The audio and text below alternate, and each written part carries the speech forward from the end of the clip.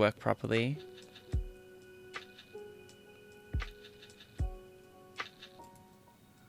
Might need to reset the page. Yeah, it's a chilly one. It is a chilly one. No doubt about it. But I think... No, I haven't started it. I haven't dived in. I've saved it. I've saved it up for stream. Saved it. Haven't even looked at it. I mean, I've seen the... You know, the thing. The preview they put online. This one. Have you started it? Actually, yeah, I mean, you can answer, but it's going to take a sec to... when I hit the start button. Great cars from before the 1970s. Oh, we're not getting any audio here. Hold on. Up some new speed zones over the coming seasons, so look for those. Anna has been updated to help you find collectibles. Oh, okay, I missed all that, but let's go. Hey, welcome. My name's Triana. It is really, really good to have you here. Welcome to my little stream. Today, we're playing Forza Horizon 5. It is the weekly festival playlist. There is a lot to get into. You got number 90 in chapter 8? Wait, like, is that a car that you unlock? I should have looked at this, I feel. I feel like I should have looked at it to know what we're talking about. So there's points on the line. There's some rivals.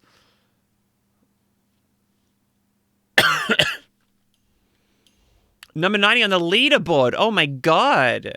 Okay, that's very impressive. There's a lot to do here. There is a lot to do. Should we dive into Horizon's story first? Is that the play here, do you reckon? Or should we bash out some of the, like, danger sign? You can choose. Where do we want to start, Ari? We can go danger signs, speed zones, seasonal championships, treasure hunts. There is a lot here. Horizon Open.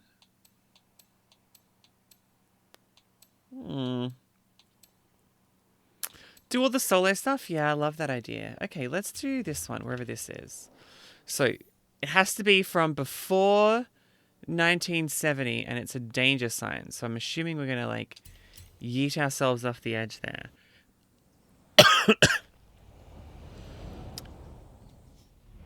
So let's pick a car from...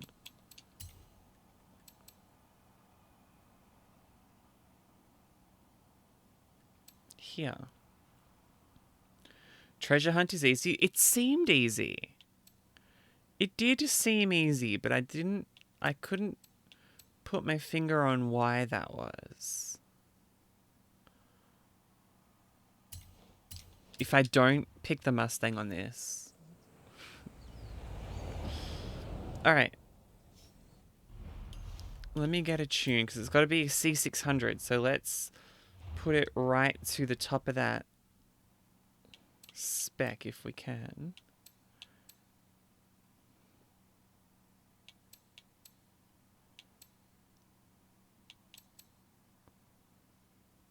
Seasonal jump. It doesn't seem to make that much of a difference.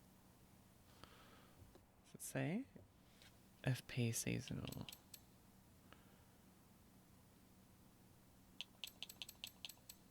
I mean, this one certainly bumps the acceleration. Let's go. Ooh, okay. I didn't realize that you can co-op the story, but that's cool. Okay, go shower. And then when you come back, we'll dive into it. I'm also testing out a new stream setup today, so I've just got to hope that today goes well and that everything works. I'll say new setup. A new, all my windows are in a different place. 1 meter more. I was 1 meter short. I don't believe you. So, rather than just having OBS open in front of me, because OBS only lets you open like the preview window a certain size. So I popped out a separate preview window, which is about twice as big as it used to be, so I can see the scene much better now, with the chat over on the side. Oops. All the other stuff that I would normally look at, like the text stuff, is up on the other screen, because realistically, I don't look at it all that much. So I'm just testing out to see if it's worth, you know, changing the way I do things. Yeah, the pop-up window. It's a good thing. It's a very neat thing.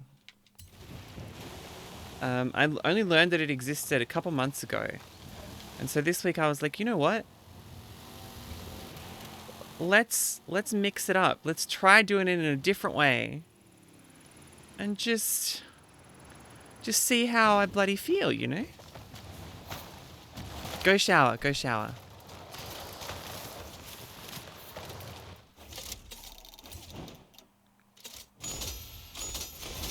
Got one of those.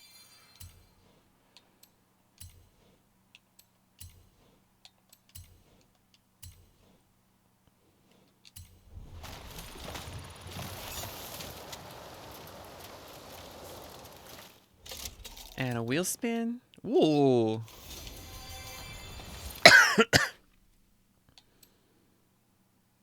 Speed zone.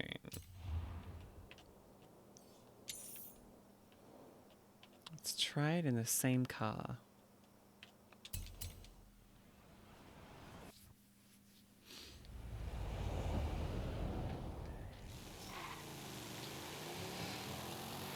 Oh, right. Yeah. So the pop-out preview window, I mean, everyone uses OBS so differently. But the way that I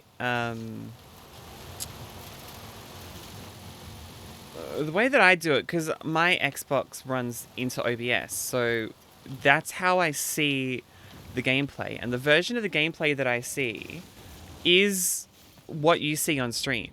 I see my photo over here. Hi. I see the messages popping up. I see all of that, just so I know what the stream that I'm doing looks like as I go. I know there are some streamers who have their game open in front of them and then OBS on another screen where they're not looking at it. Whereas I rely on OBS to see what's going on. So knowing that I can make the game window bigger and see the game in more detail means I can sit further back from the screen. So it's a little better for my eyesight. And means I can have a little bit more real estate for that. Less real estate for the things that don't matter as much. You have arrived at your destination.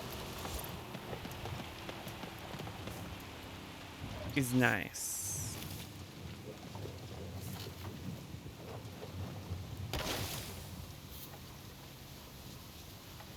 Okay, river run is complete. Got a new car. Got a new badge. Cute! Wait, what the heck? I didn't reach level 200 in Horizon Open. Oh, maybe I did. Huh.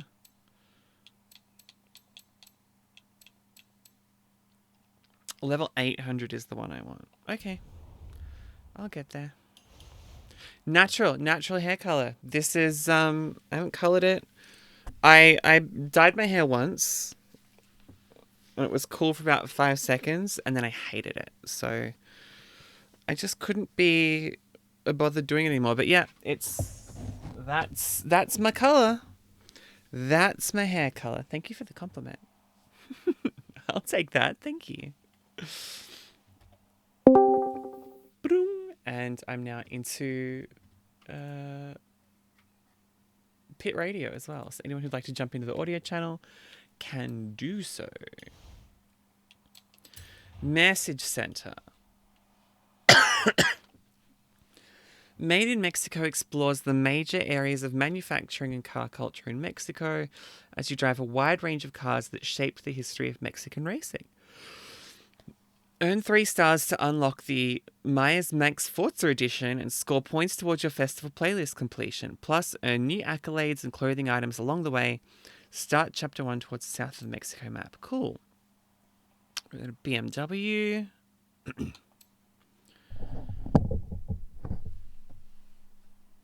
Check out all the fixes and improvements in the release notes, which I'm now going to type in here and figure out. aka.ms FH5 release notes /16/22. Website does not exist.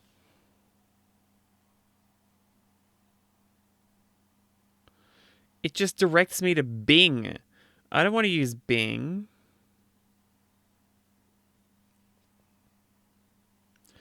I should probably do this on stream so I can actually see it. Hey. What do they have? Well, that's what I'm going to look up. I just wanted to open up, some kind of web browser.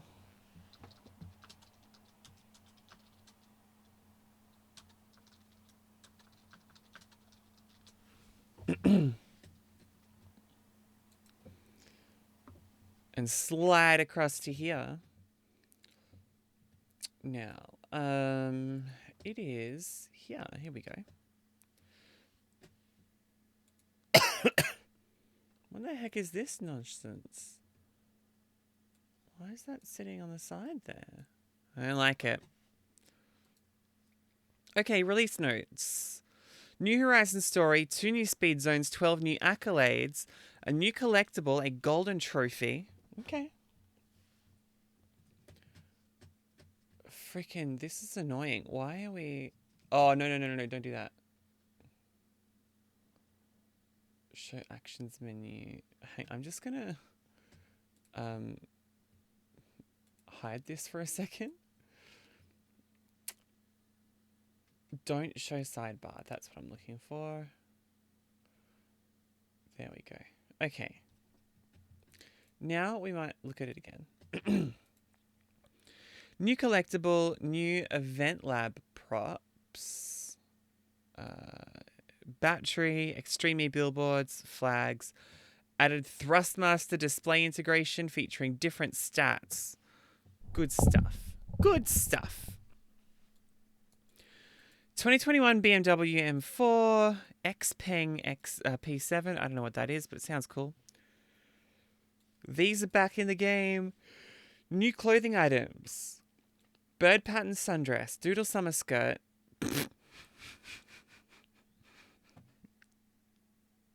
The trans girls know what I'm talking about.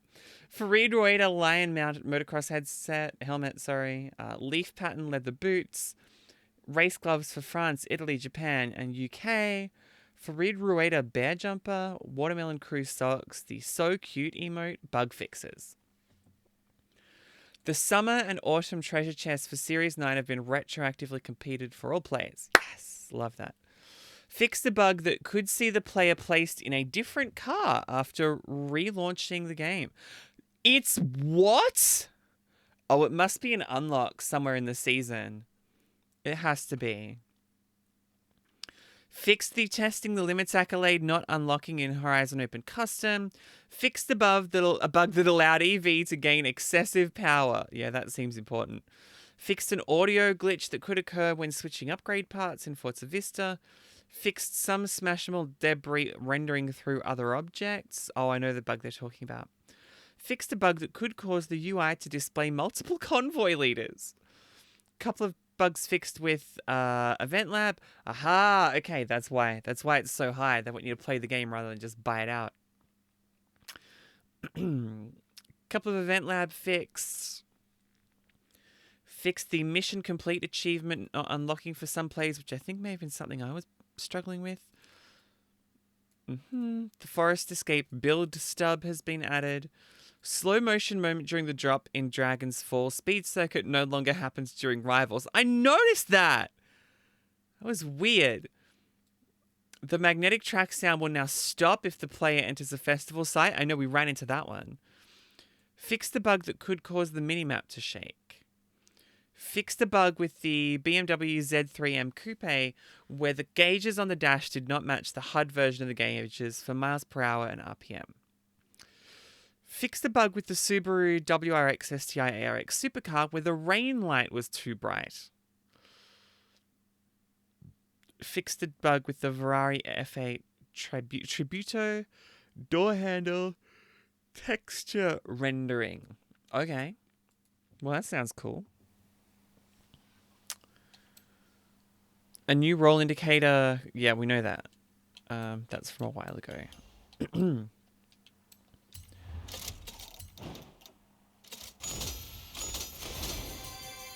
So there's some good fixes.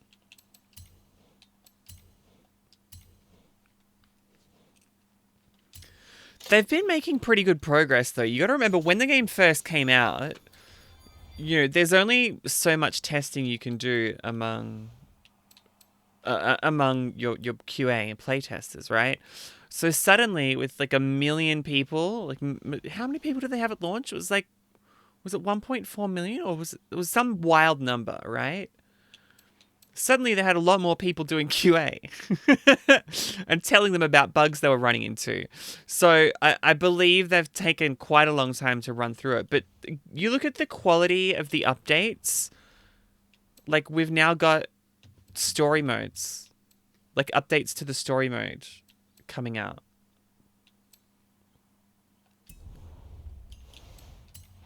With, it's got to be said, a pretty regular cadence.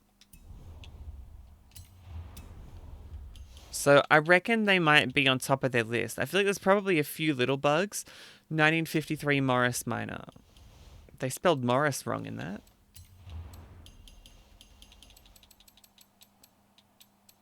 Photograph the Morris Minor. Doesn't Morris have 2 R's?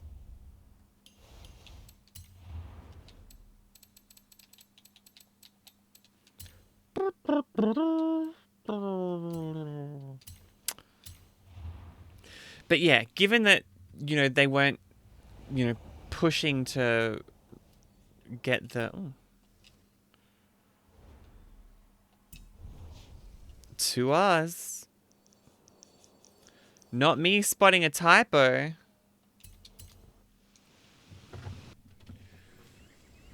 Sorry, I just need to make a note.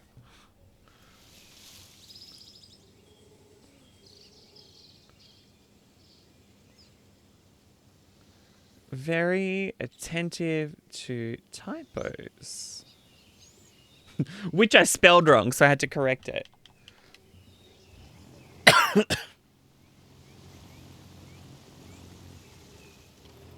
Probably don't need to start in 4th gear, hey.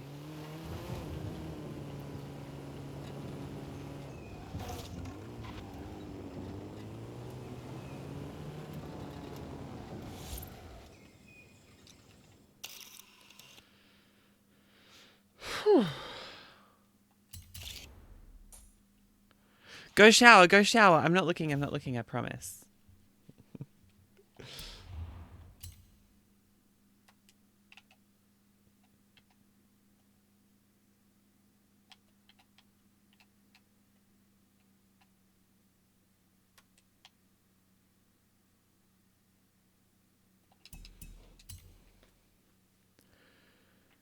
Promise I'm not looking.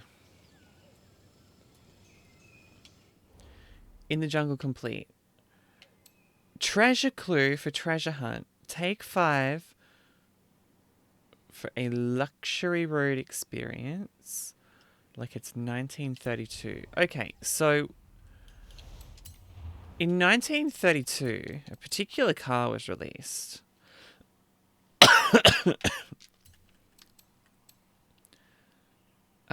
It was deluxe. It was a deluxe 5-window coupe. Very heavily styled after the Model Ts.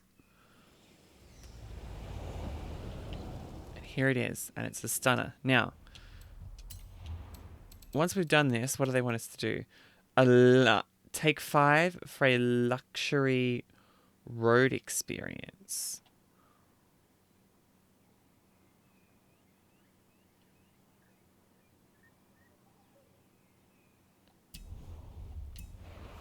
Is it drive 5 kilometers? Or is it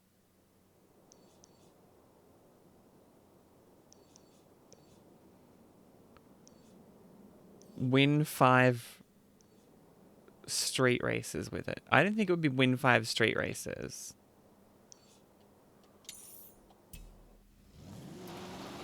Turn left. 5 miles? Okay.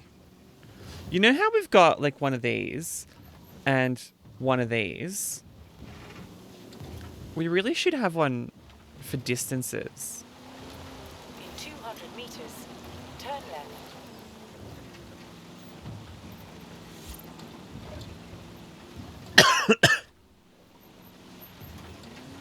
Because I don't know about you, but Turn left. my ability to do conversion maths under pressure, In 200 meters. not good. Turn Not good, I'm going to say.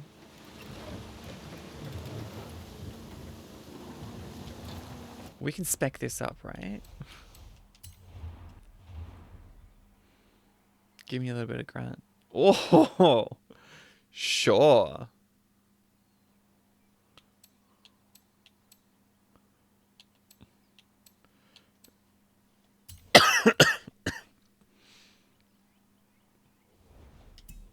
Oh no, I didn't click it.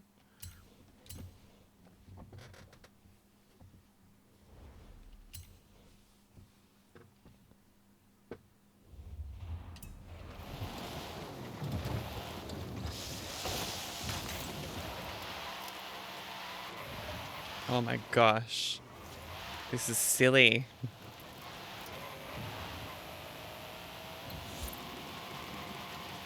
The sound of it is unbelievable.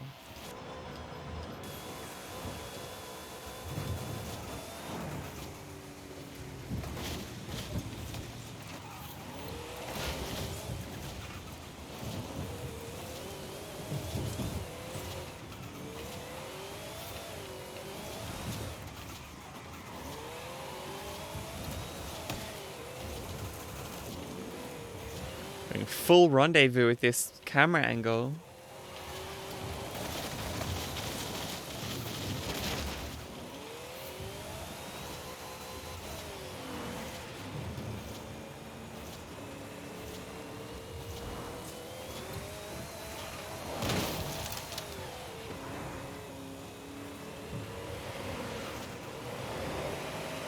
It's so weird. Once it like... Oof. Once it bites in...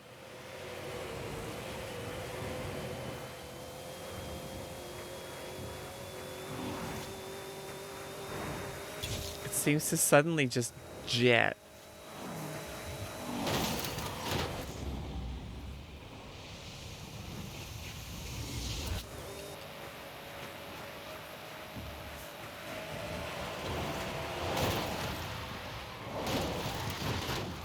Treasure challenge complete. Oh, that was easy. I thought it was going to be further than that.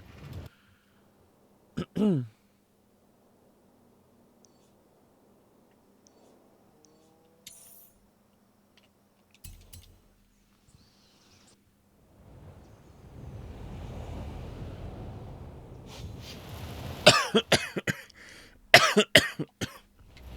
100 meters, turn right. Horizon Arcade will begin soon. Good luck.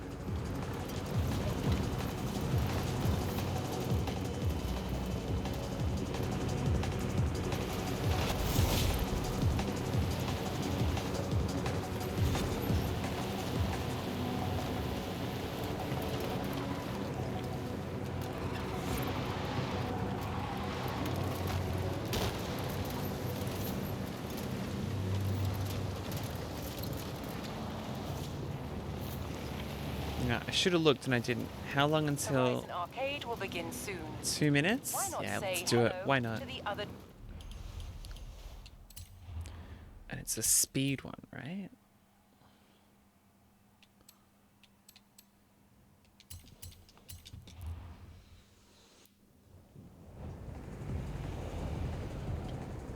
drivers whilst you wait.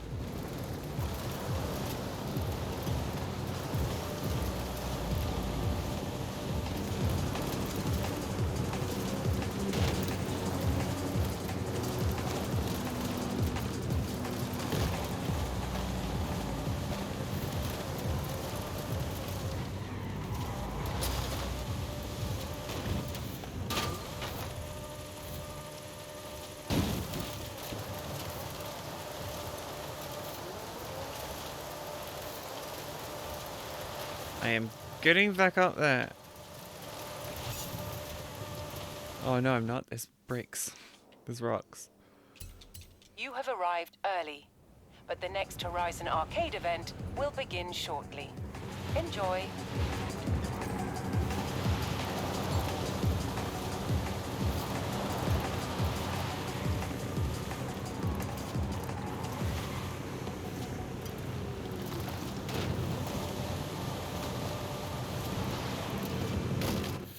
Yeah, I don't think this is in a festival playlist, but like...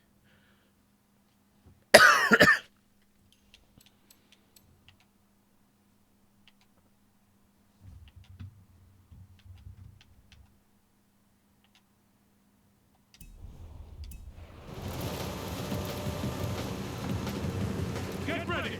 Event starting in 5, 4, 3, 2, 1, go! Round 1 started! Smash that speed trap target! Where are we going?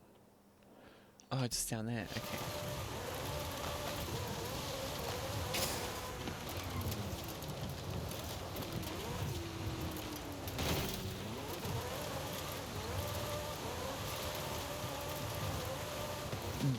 Hello. Thank you for the host. Appreciate it. Welcome in. Oh. Nearly. Let's take a mulligan there. Hey, welcome. Nice to meet you for those just jumping in. My name's Triana from what is now called Melbourne in Australia. I am a very, very casual streamer. Usually this time each week.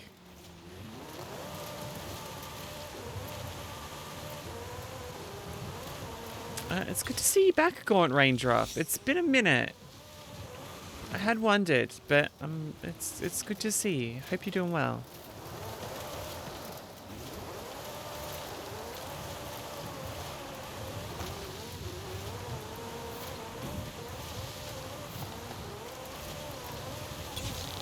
Oh, that was good. Ah, so close. Okay. This one will get it. This one will get it. Round 1 complete! Get to round 2! Go fast! It's Limit Breaker! Okay, so this is just drive as quickly as you can. And you get points for each second you're above whatever the speed is.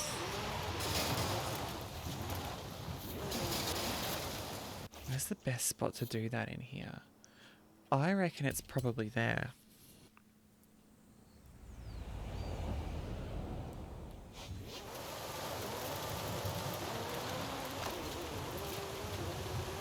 Right, now we're going.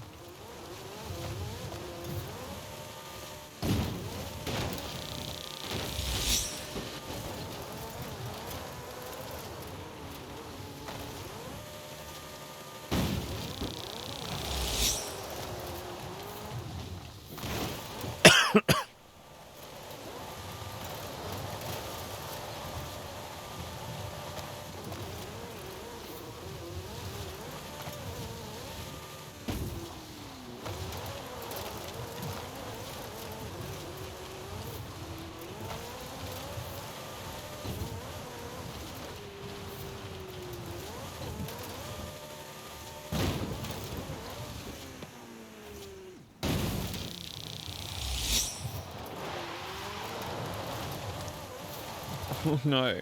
Come on. Come on, get back in. Oh dear. It's technically giving me points.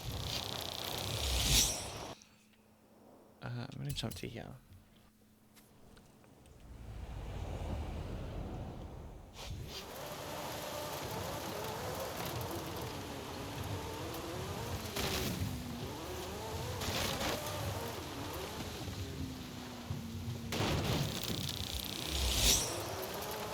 Shower is done. That was a quick shower. I've very briefly taken on a Forzathon Live.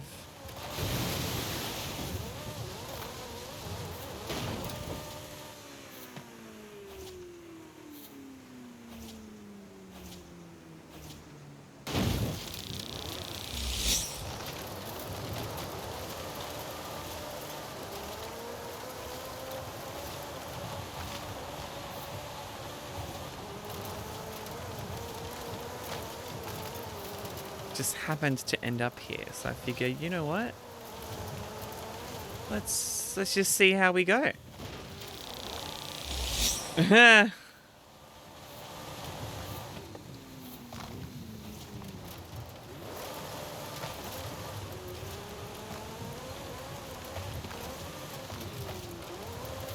You know, I haven't had a Get to round 3. I'm very much a shower gal. I haven't had a bath in forever. Turn around when it is safe to do so. Where's this speed zone? There. Okay, let's start here. Yeah, I really don't have a whole lot of baths. I think the last time I would have been like, it's not having a bath, but like even swimming was like pre-pandemic.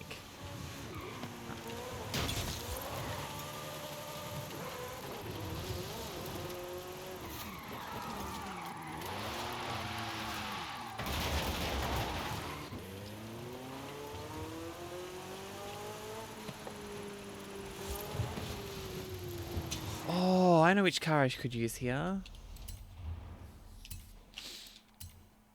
What sticks me to the ground real good?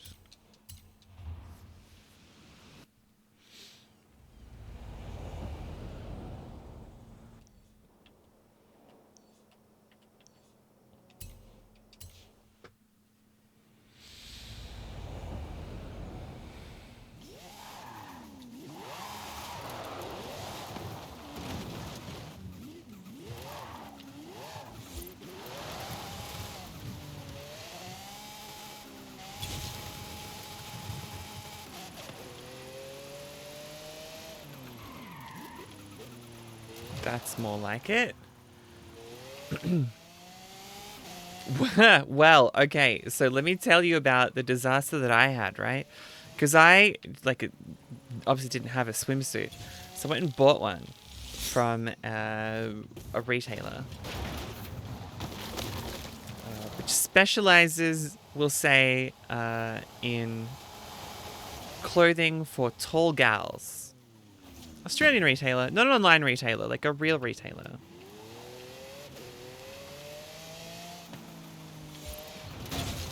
And when I say for tall gals, I mean releases clothes that are in sizes bigger than 8, 10, and 12, right? Had this amazing swimsuit that I really liked because it was like black, most of it, but then there were like a few. Whoa, missed that.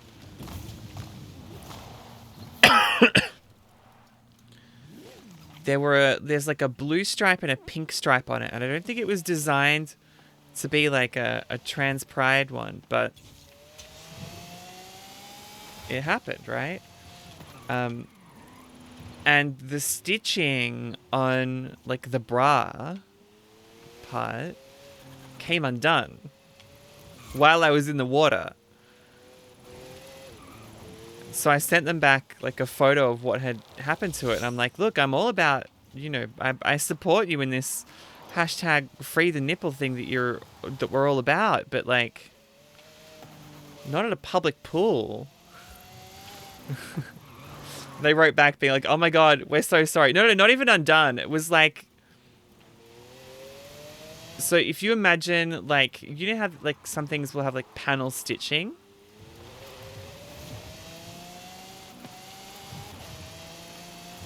Horizon Arcade complete! Congratulations! I'll show you. Okay, so imagine this esports jersey is the, it's like across there, right? And this seam that goes there split at the seam, and it was on an angle like that kind of, right? And so it was like kind of pink stripe, blue stripe, and it split at that seam. So it was very much like, hi. Oh, speaking of hi, there we go. And so I sent them a photo of like, hey, the stitching has come undone. And they were so mortified that they were like, please, do whatever you want to do with that one. We'll send you out a new one immediately. We're very, very sorry for embarrassing you. And I'm like, oh, thanks. All right. Where do we want to go? Seasonal championships. Oh, yeah. If you want to jump in, you can, Ari. Just do it whenever you feel.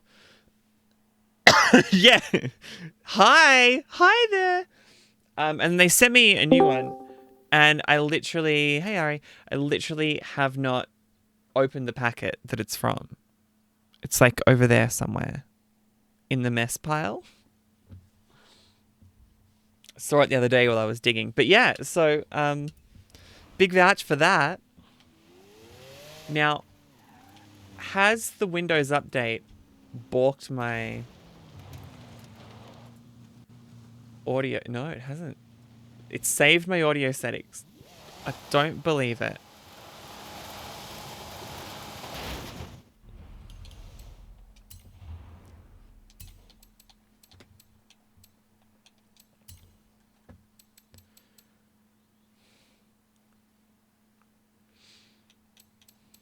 I feel like that one should be C600.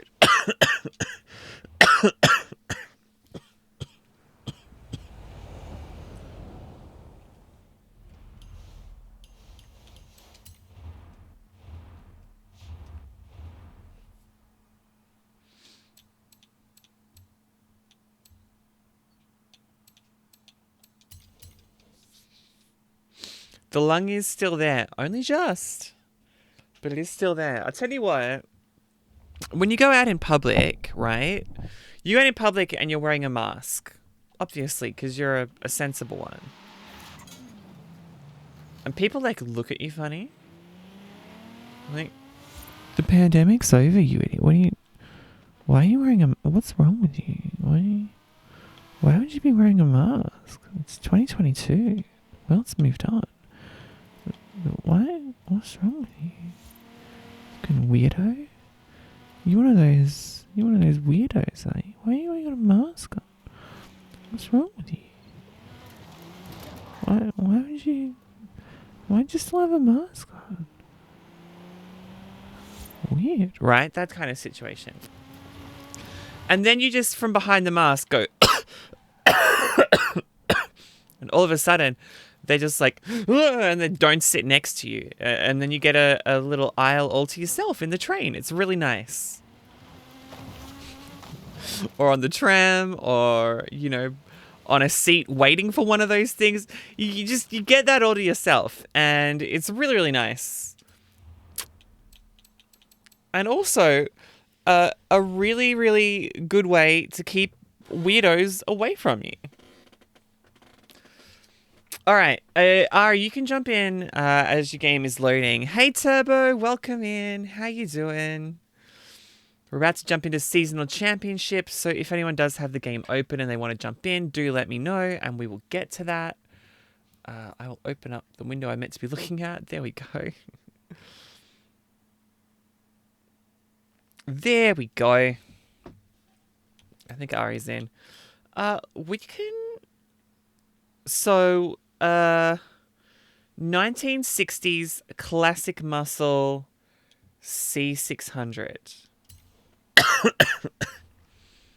Oof. Oof. Well, I've got a Mustang for that. Okay. All right, let's start with Golden Age. Yeah, Turbo, I'm doing well. I was out at not a gallery opening, but a gallery closing last night. Trial queue? How long is the trial? Is it bad at the moment? I was going to wait until there might have been more people here for trial, but we can.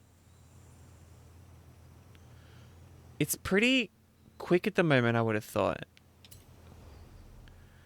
If we don't have to wait, we can do it. All right, let's have a look at the trial. What's the trial? It's a stock Mini Cooper S. Okay, cool. It's 42 seconds. Oh my god. It's perfect.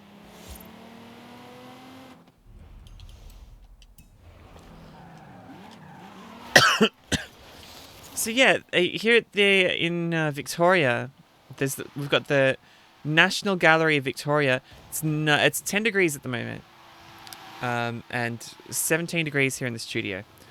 So here in Victoria, we've got the National Gallery of Victoria, which is weird to say National Gallery of the State, but okay.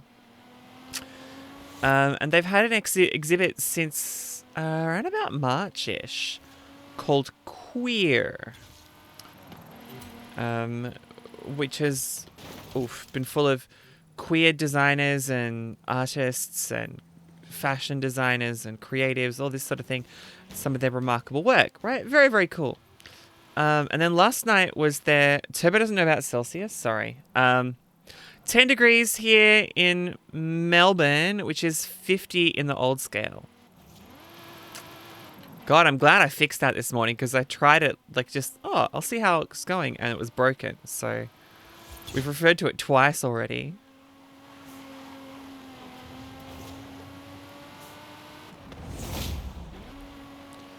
So yeah, so they have they've had this exhibit.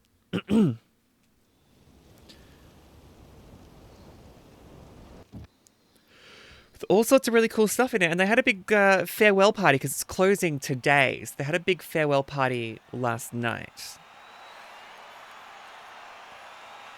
And yeah, it was really, really neat. It was nice. DJs, some performances. Got to see one of my friends who I've known since like 2009 perform as their drag persona for the first time. So that was cool. It was a lot of fun, and like the gallery was open, so you could just like wander around the gallery and kind of comment on or reflect on pieces that spoke to me. I saw the piece of artwork that Zachariah from the band Electric Fields had created, and one that his father had created that was like reflecting on having a queer son, which was quite beautiful.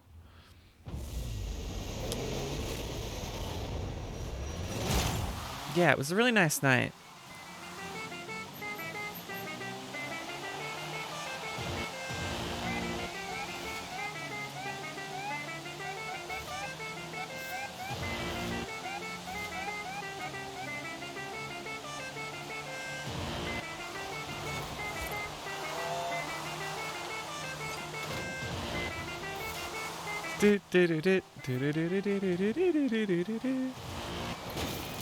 Oof. Yep. Okay, everyone hit that wall there.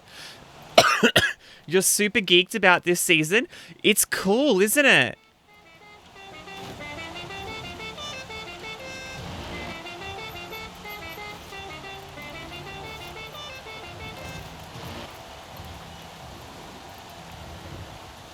There's a lot. I mean, the fact that just about everything is going to be these real vintage pre-1970s kind of cars is, I think, really exciting. We've had a season of the future where everything was electric. But I think if you want to appreciate the future, you've got to at least look at the history of it, you know?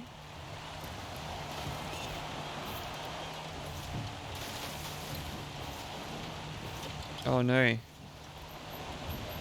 McSwag missed a checkpoint. I watched it happen.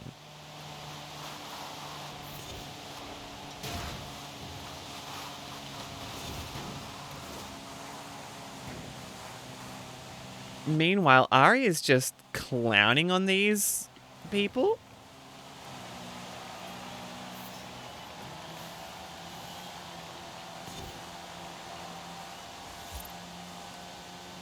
Like, absolutely schooling them.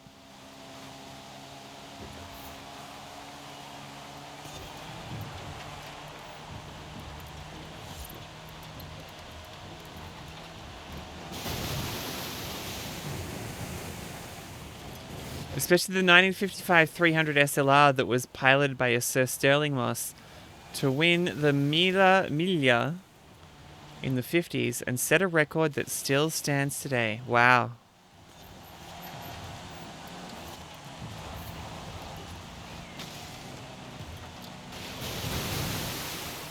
Oh my god, Ari, how's your back? Are you carrying?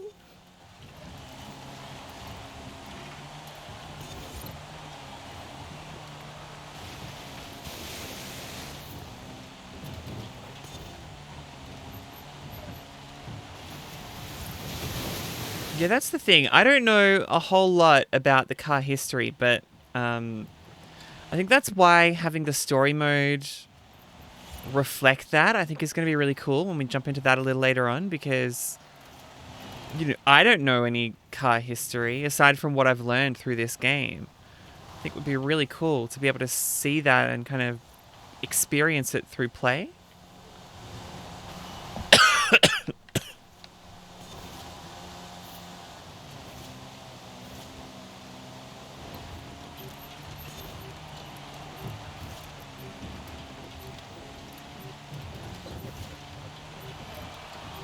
Nice. Nice, nice, nice. That was good. Yeah. I mean, got to protect those fragile egos, you know what I mean?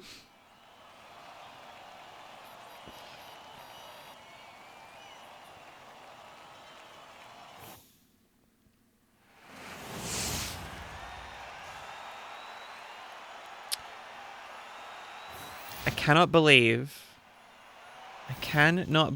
I am seriously looking at the Nintendo Switch Splatoon OLED model. It's beautiful. But I can't afford it. But it's beautiful.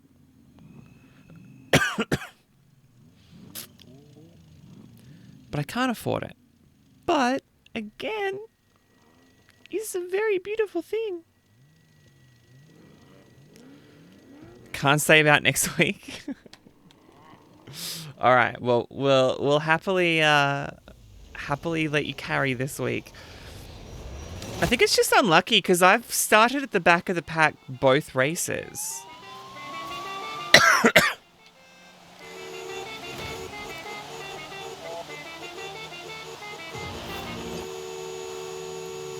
And because I've started at the back of the pack, there's no real way to, like, climb. Yeah, go. Good job. Okay, is that a spoiler for the game? Because if it's going to spoil something that they talk about in Rami's racing history, maybe don't spoil it.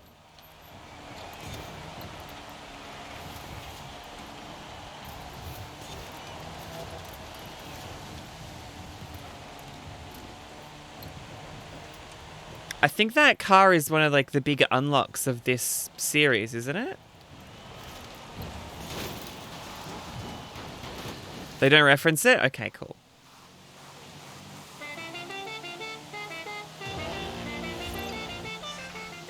Who is that? Is that Legacy Bandit on the honking the horn?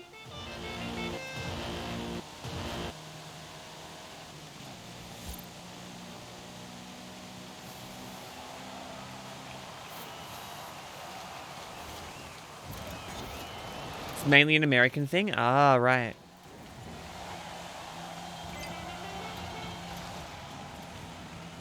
Don't you do it, Legacy Bandit.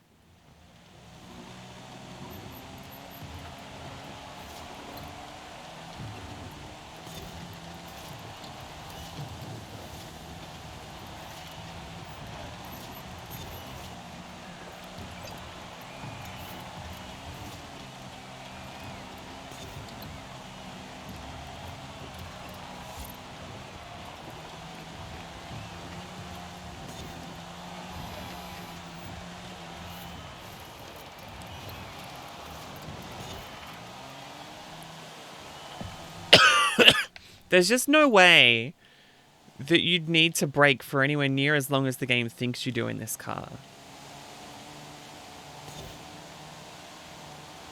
Oh my god, I've just realized we're in top gear here, in 4th gear.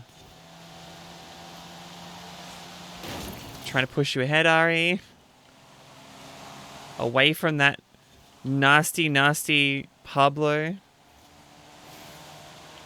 Oh wait, you're trying to hold him up. Sorry. There's rumors his car is cursed. Oh, I think I've heard this now that you mention it.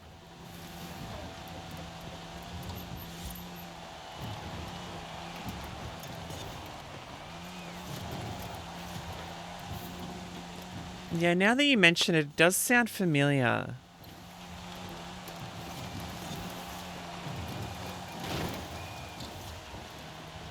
It was like a... Oh, yeah. Okay. So I've heard the James Dean story. I just didn't realize that that was the car.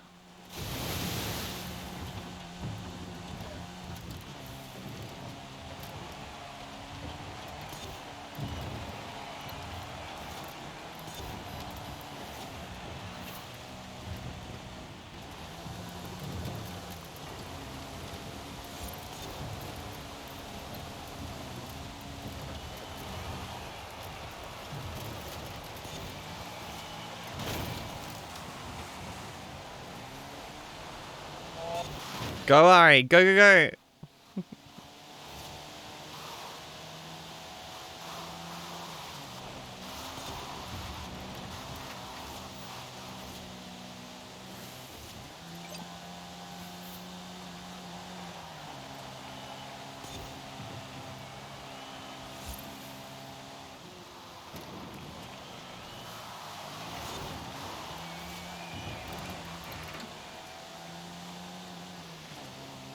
Oh my god, that's so true. I mean, if I was an American celebrity, I would not be buying a Porsche, quite frankly.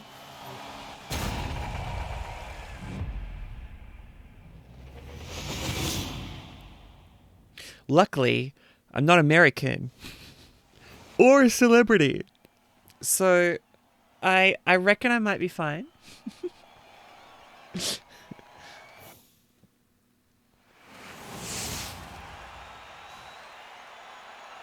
Well done, Antonia.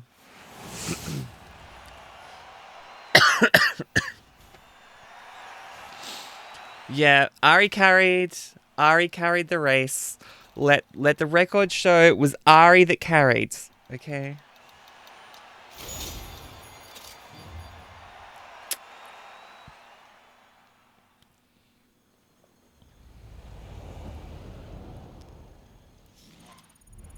Oh yeah, there's that little reminder in chat that if you feel like buying me a Prezi, you don't have to. But if you want to, that's the link. throwinggifts.com/u/Triana. There's a bunch of stuff there if you want to. No obligation. But that's where the link is.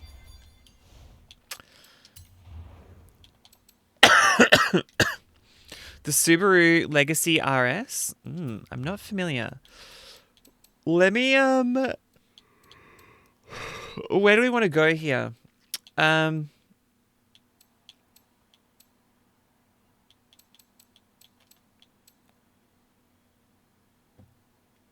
It's true. It's true. Do we want to have a go at pre-1960?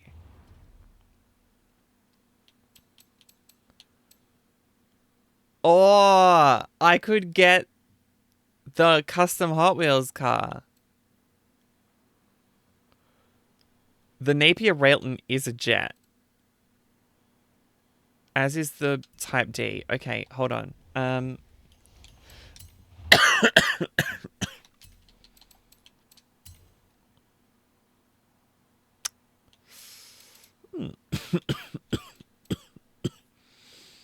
You use the Type D? In a good way or a bad way? In a good way? Yeah. Well, I've got one there at 700. Okay, so let's go. Colin McRae drove a Legacy RS in the very early days. Very early days of his World Rally Championship career. Cool. All right, let's do this one.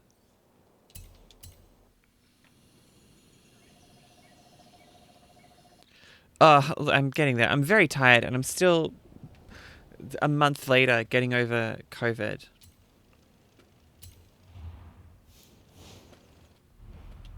That's pretty good. That's pretty good, Ari.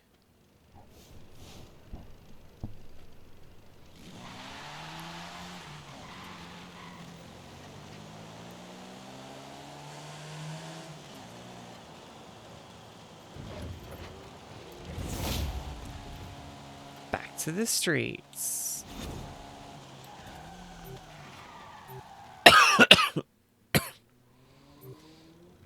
Oh, I think we've got the same tune. Acceleration 7.2, speed 8. Yeah, okay. Oh, wait, launch. Oh, yeah, and launch 8. Yeah, okay. I think we got the same tune.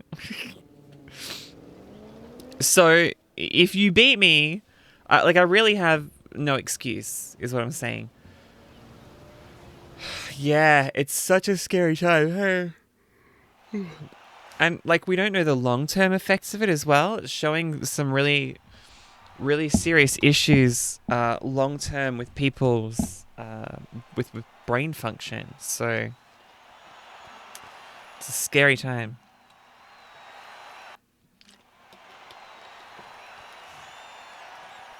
Yeah. Well, I've got it clearly because this cough is not clearing, and the brain fog is just ugh. I know my mum, after she got it, she's still exhausted, you know, like.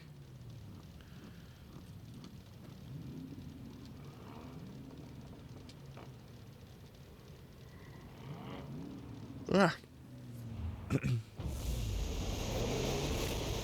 Alright, here we go.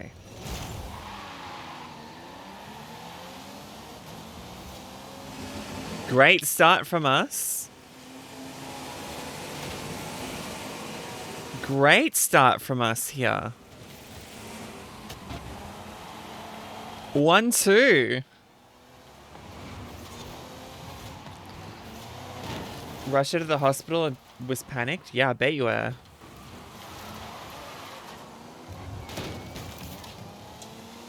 Bloody civilian cars in street races. That's why I hate street races.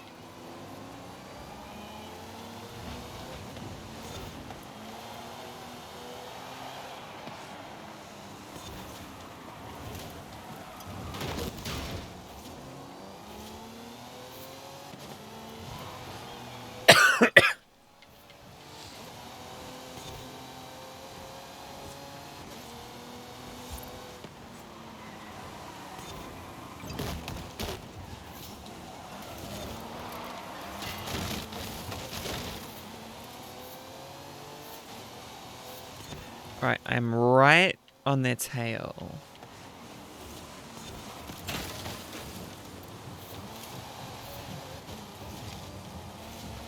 Luckily, this is a longer race than I had anticipated, so still got plenty of time to make up the difference, including...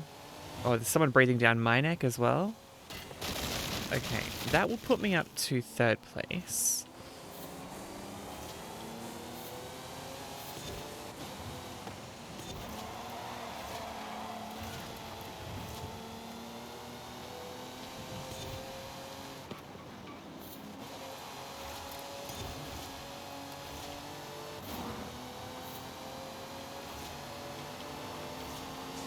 That puts me up to second again.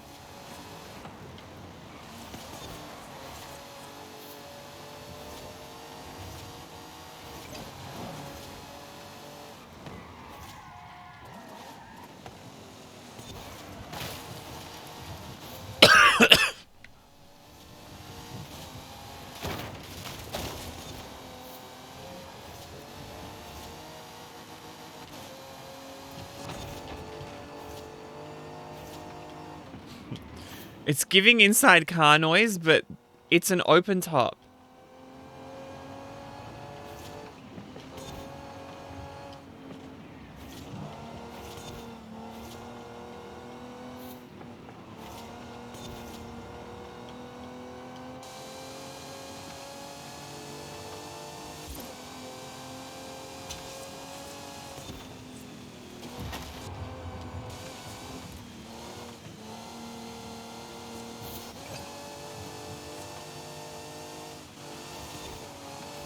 Oh, go Ari. Finish the race.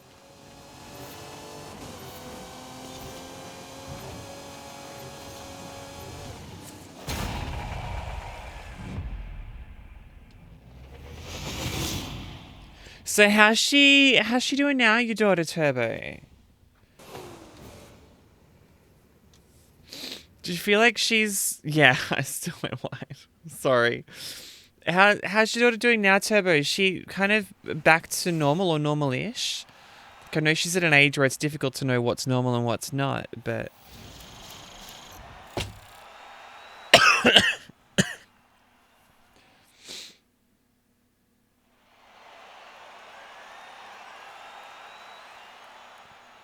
She's doing good? Okay, good. I'm really glad to hear that.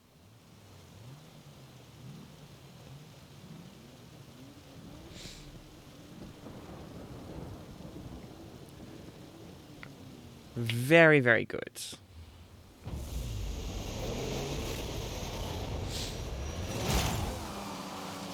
Shows are not live, correct.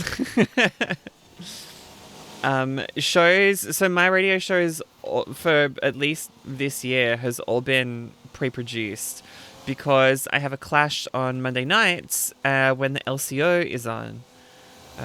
Australia's premier League of Legends competition. For which I'm involved. I'm involved with them. So, because I've got to be on deck for the live stream, I cannot do my radio show live. So that's always been pre-produced. So that's not so much of an issue.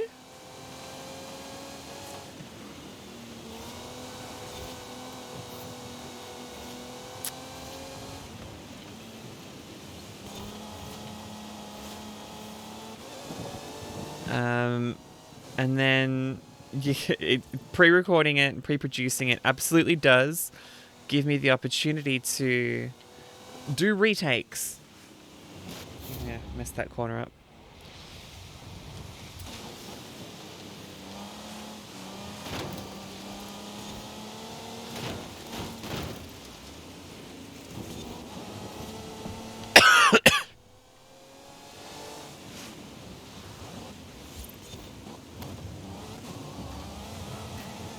So if I get halfway through a sentence and I start coughing, we just stop the recording and take the break again.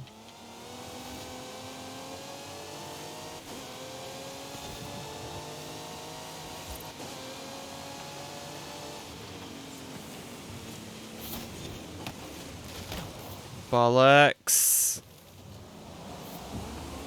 Spun it. Great stuff from me.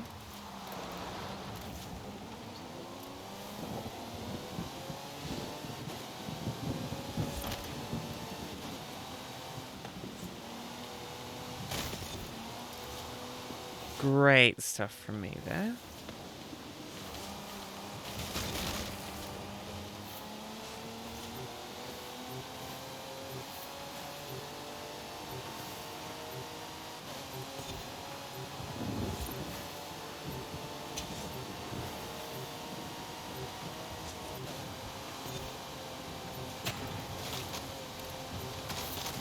At least I'm not going to get DNF this time.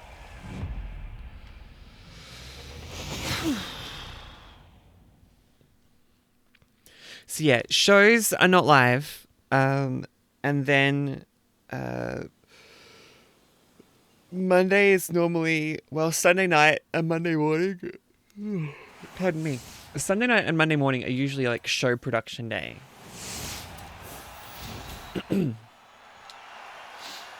So that's usually when I do that.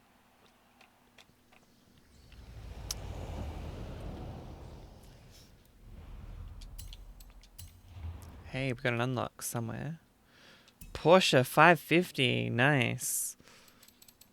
All right, let's go. Golden Age. 1960s classic muscle.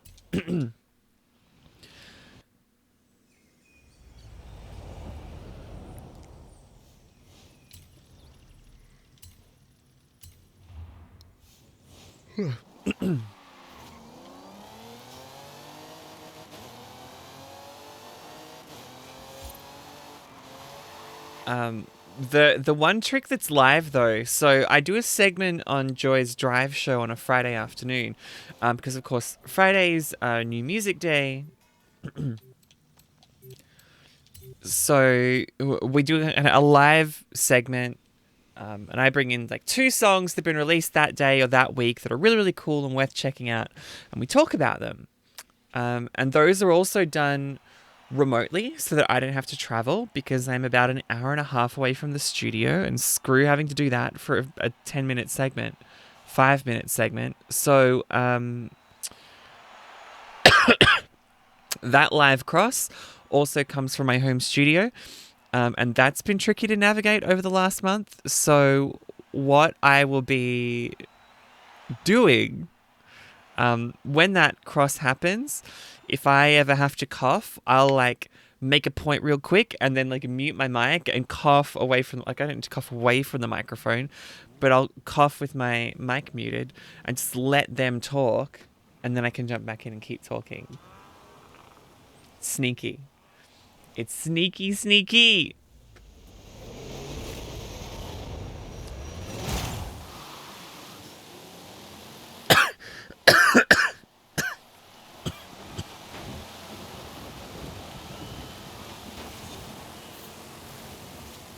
Beautiful clean start there. Triple pass.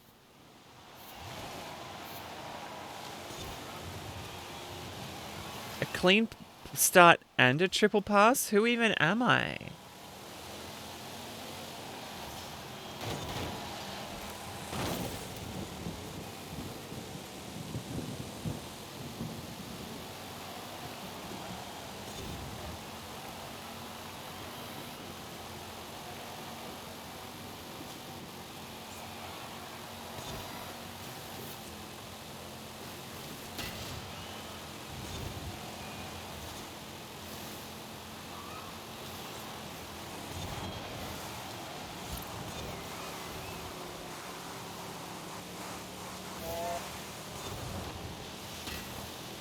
The heck?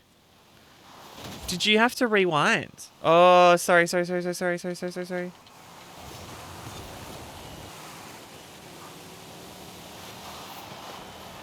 don't know why I'm asking you, because you're playing the game. It's not like you can respond.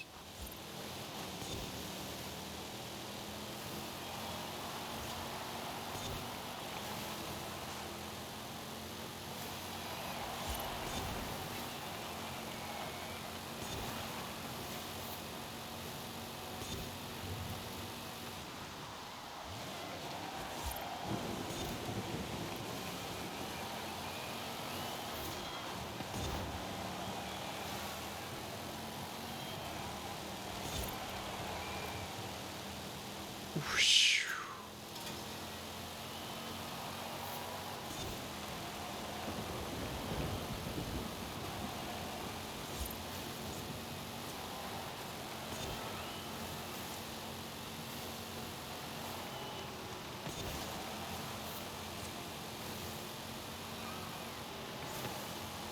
One of my favorite corners, this little chicane.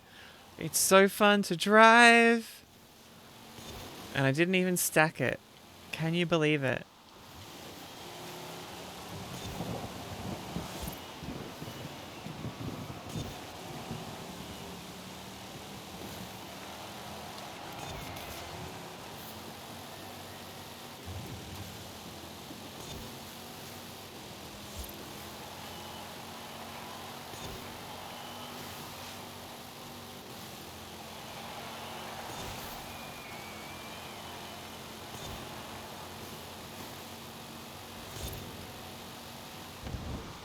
Ari's setting a very, very competitive pace here.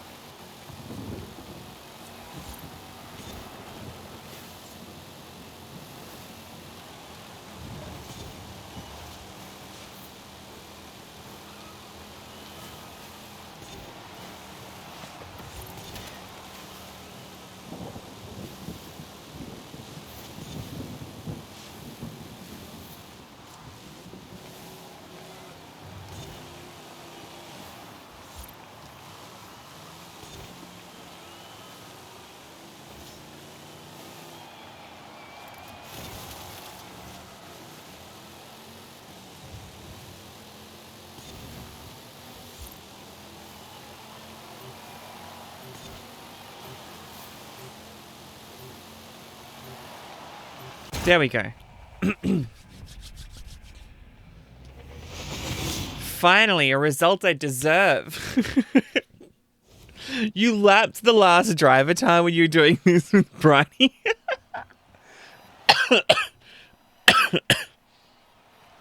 Wow, I mean... You're just so quick. You're so quick. Whatever that tune you had... Whatever that tune you had was, it was working. It was really working.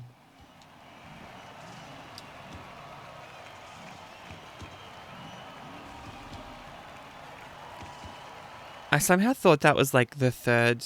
It's a good tune. Not hard to handle. I somehow thought that was the third time... Like the third race in this series. It was not. Oh my god, go Ari!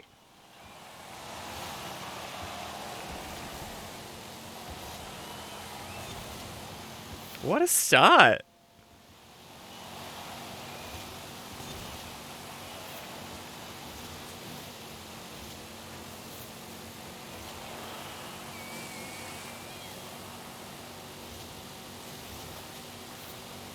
It's going to be a slingshot here. It's not going to end well. Pushed on the inside.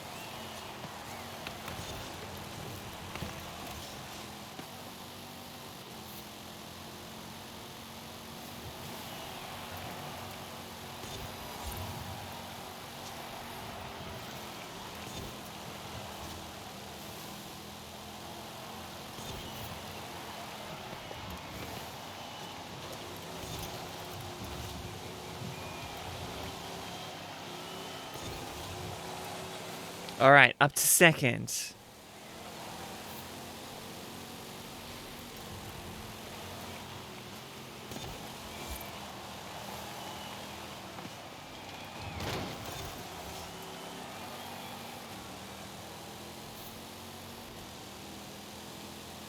No, I think Ari's just got this huge tune.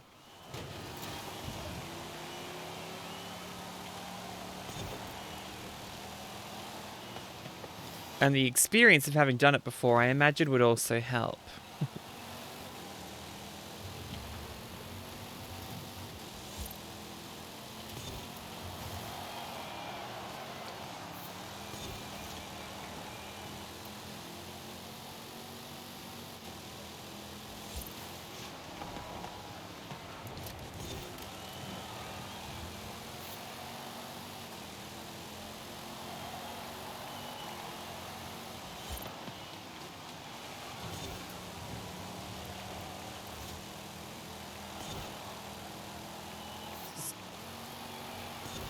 Great pace through there.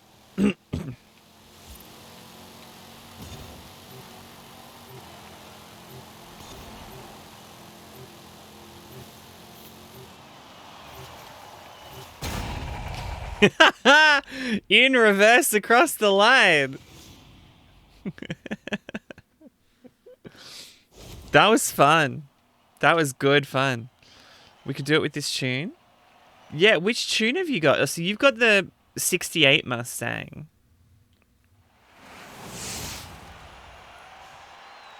Let me add whatever that tune is.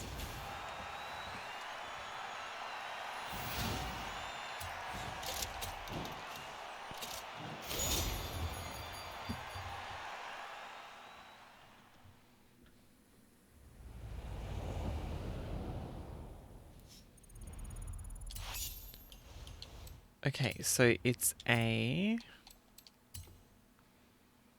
Mustang from 1968. Is it the fastback?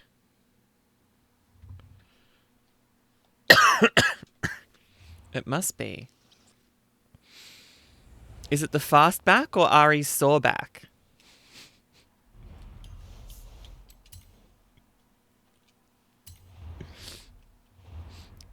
Come on, that's funny.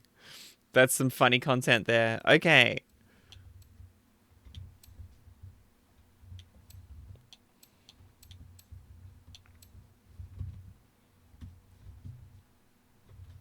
Is it the one MT Racer made? Oh, there's a few MT made.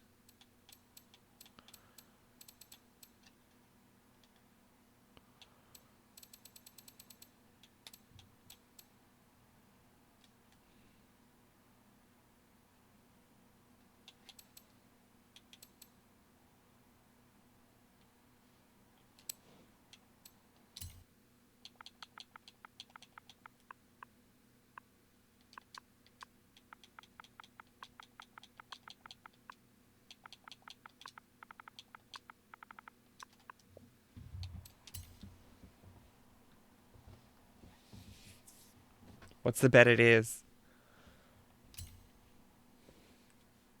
No, it's by Don't Give a Deuce. Okay.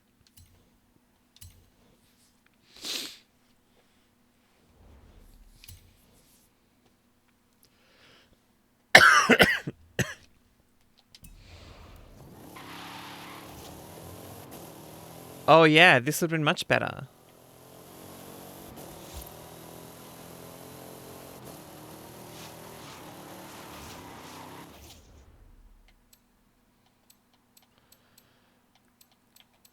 Now, this one we need a VW class bug that is D500. VW.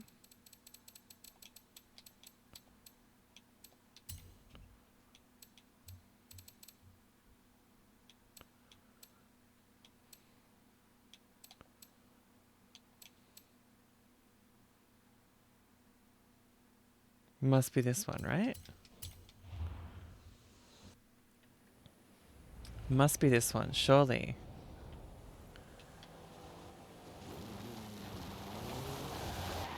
Oh, okay, hang on. Yeah, let me change back to whatever car I was just in.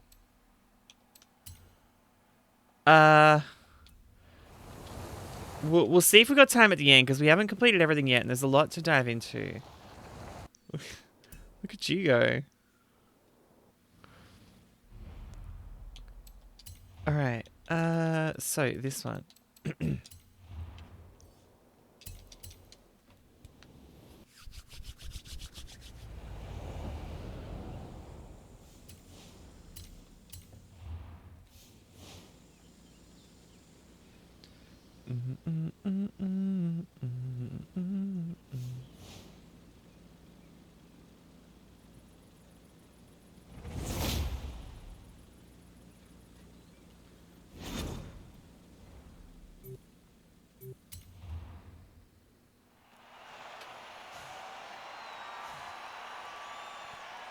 Oh, falling.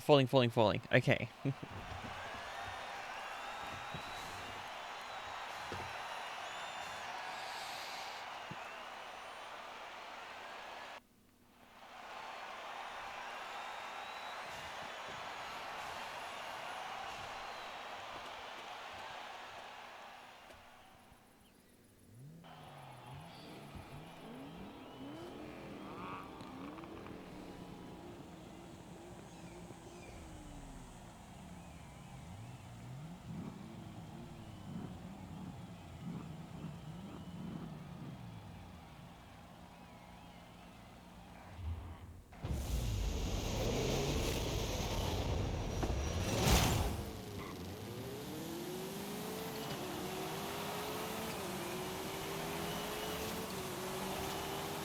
All right.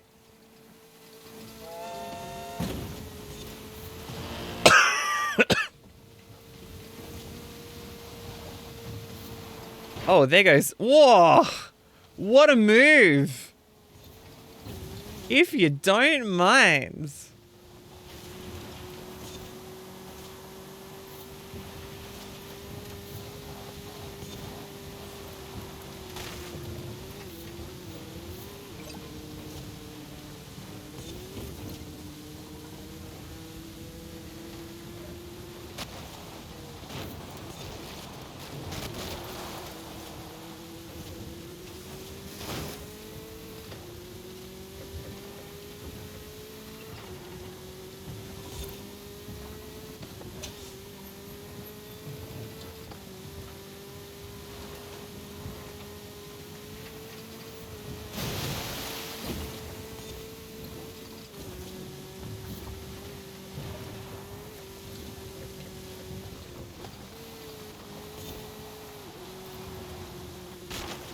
I get a feeling this is going to be close.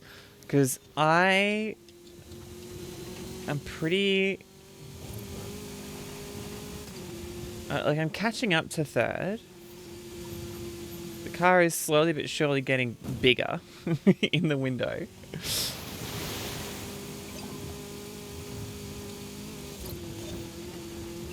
It's going to depend on probably the route I take through this corner and taking myself out of that camera. Oh, I got it! Yes! I didn't cut the corner.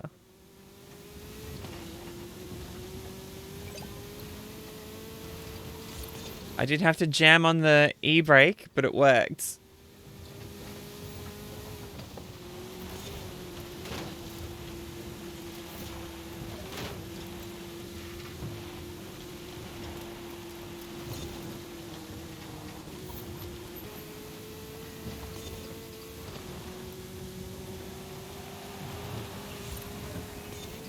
Big jump.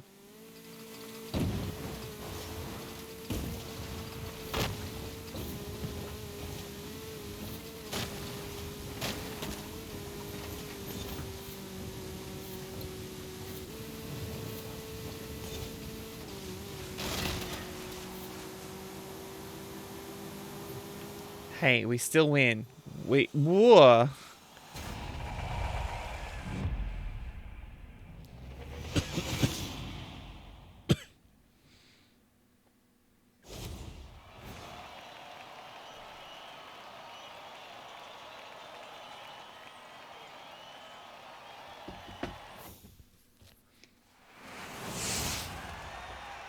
Nice.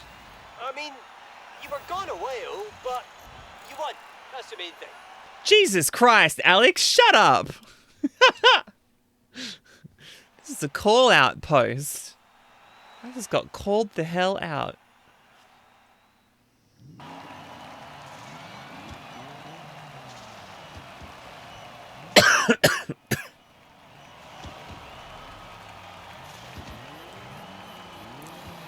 Phoenix, thank you for the host. We got two hosts now. We got Gaunt Raindrop and we got Phoenix. Phoenix Nightsfire. Welcome in. Good to see you. Hope you're doing well.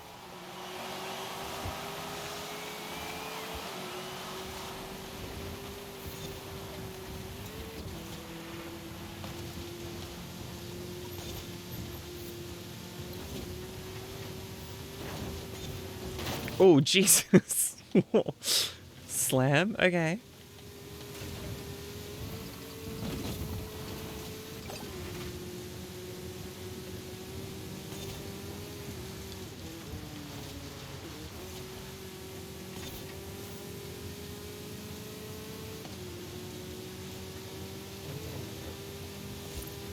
Oh, I don't like that.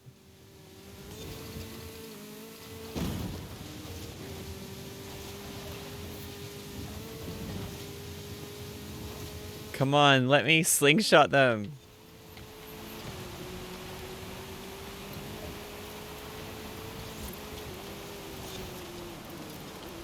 Move on the corner? Sure.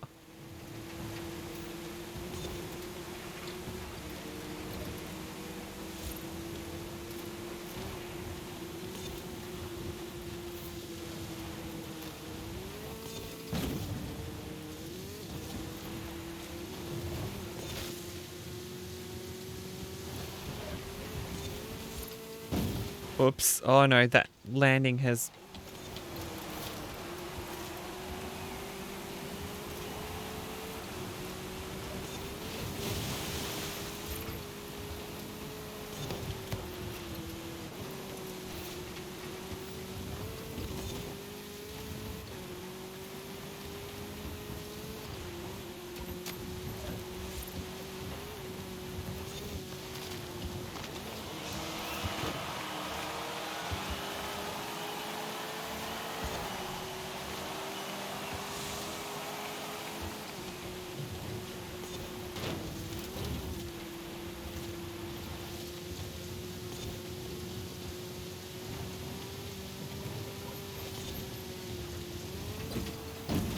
Oh, excellent.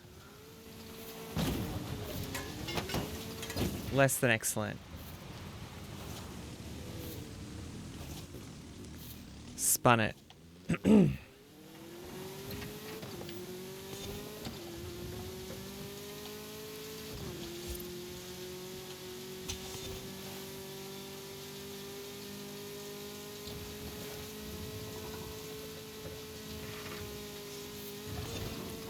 Try going left to bypass the water. Yeah, it wasn't even... It was before the water happened. Oh, you've already finished. I've just realized.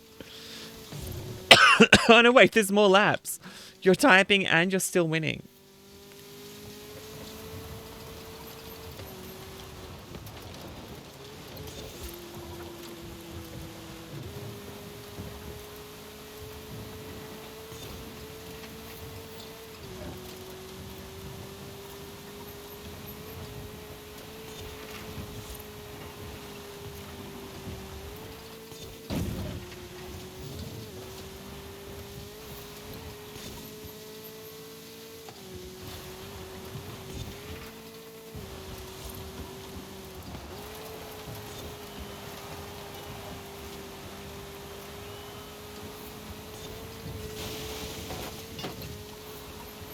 Avoided the water there.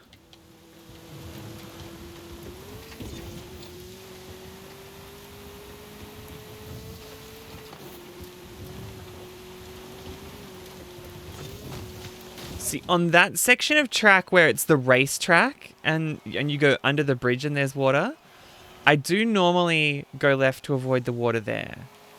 Normally. I didn't this first lap. The second time I did. That's normal. The one that's out in the middle of nowhere though, I just didn't know that the water was there, so I didn't know to avoid it.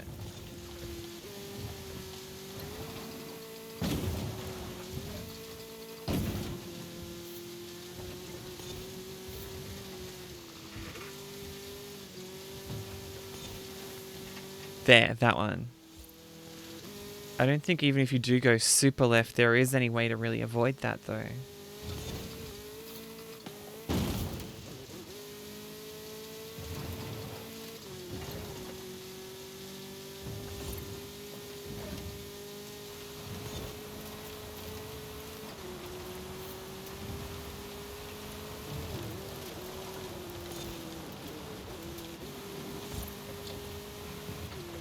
Come on.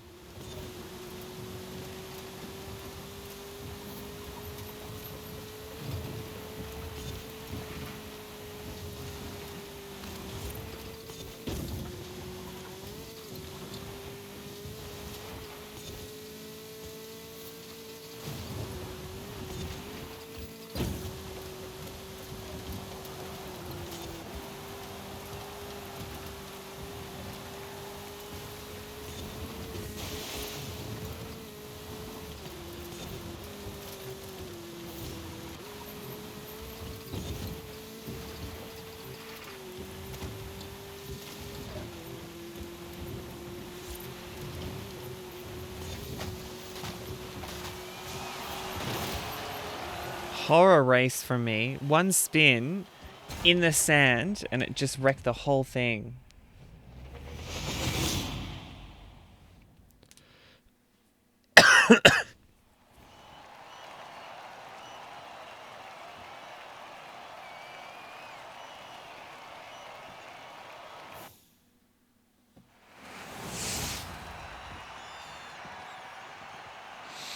GG, Zari!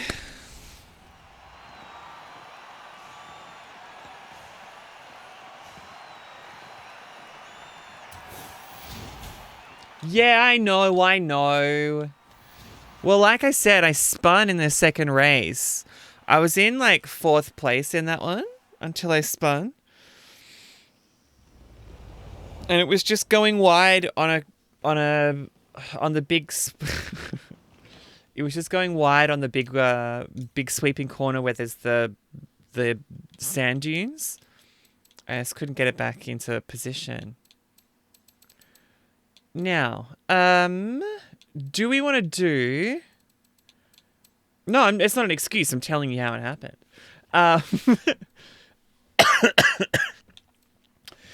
If you have the Hot Wheel expansion, we can do the Speed Racers Seasonal Championship, which is Classic Racers S1 900. So let me find out. Classic Racers? Vintage Racers.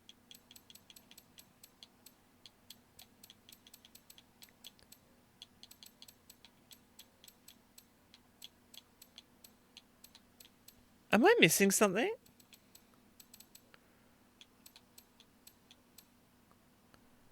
There! God, I probably went past it that many times. Oh, we got this. Okay, I'll be fine.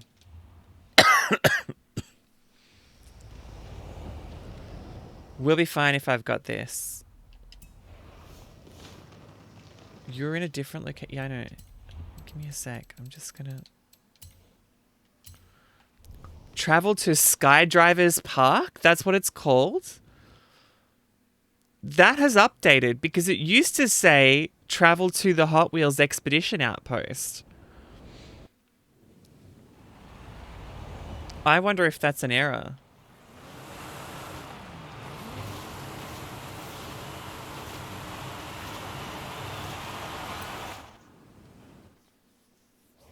Welcome back, Trinity. 2 minutes? No worries.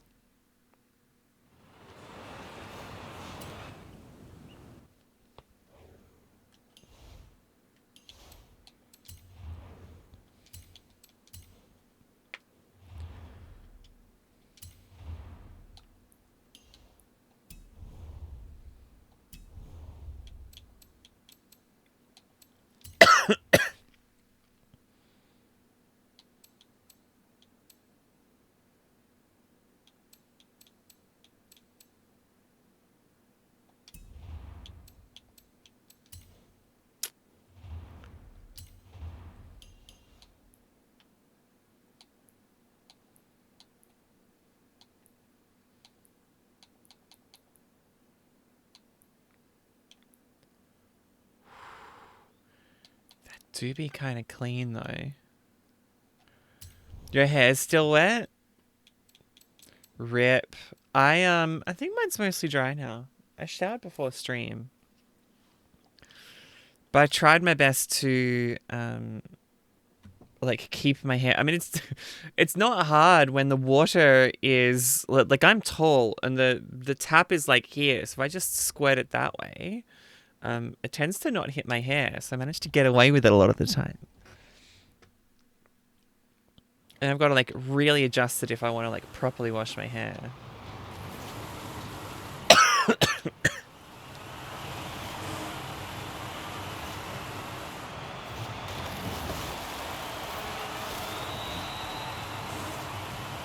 You have a hip length head of hair? My goodness. Your hair is so long, Ari. How did I not know that about you until now?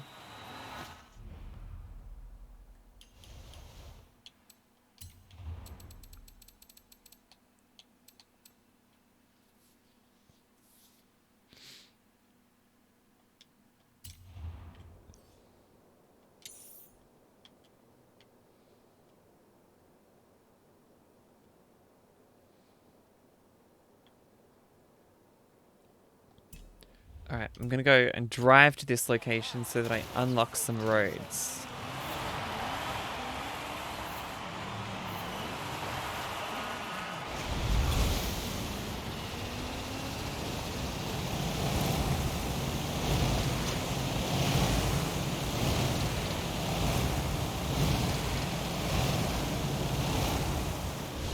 You have black, straight hair, so you don't need to do much with it. Oh my gosh, that's the dream. I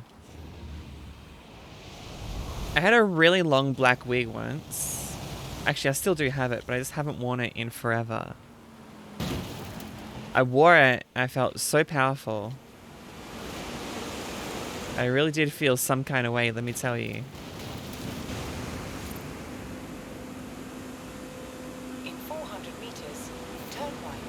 Oh my gosh, half your luck. Well, I'm still trying to work out like what even to do with my hair.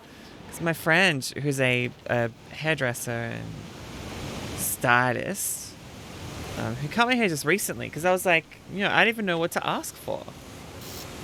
So we had all these conversations about how to get what you want from the hairdresser.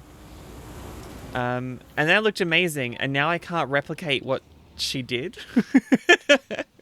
I was so close, but I think she's got better tools than me, so In 200 turn sharp right. I did have this amazing like curl.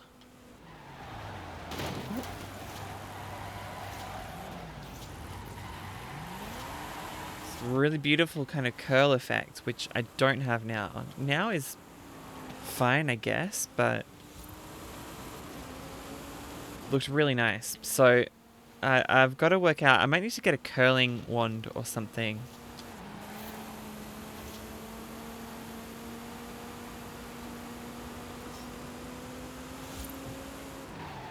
You have arrived at your destination.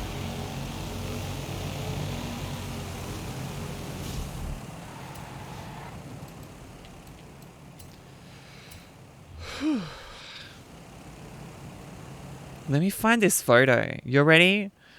I need to show you this photo. It's one of the best photos of me, except it's like a selfie one, so like the definition is not great. If I had thought to take a photo against a plain background,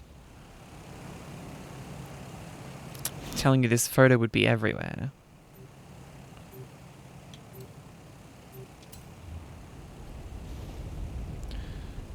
Except it's not in there, it's in open camera.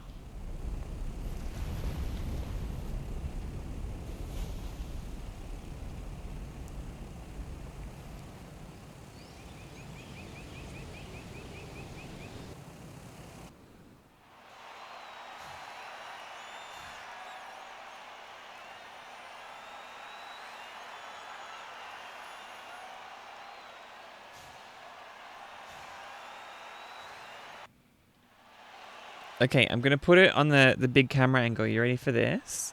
Look at whoa.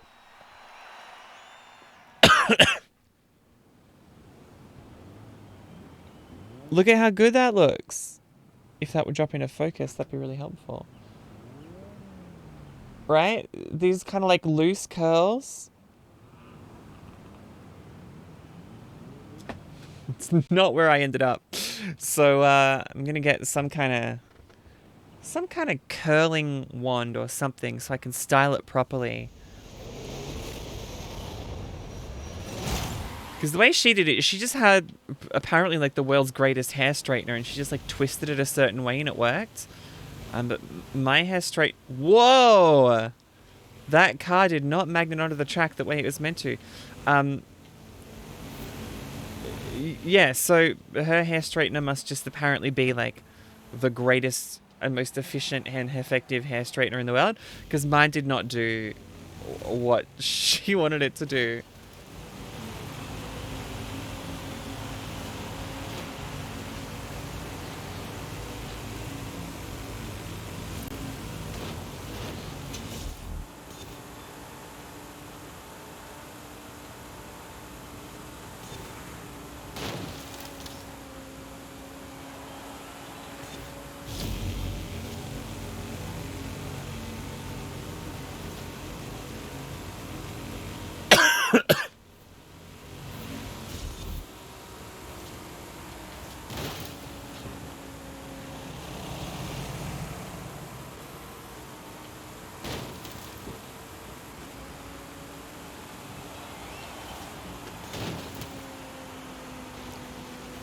Oh my gosh, I'm in front of Rob the Jeep guy.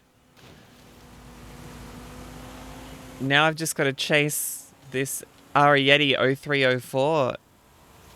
Whoever that is.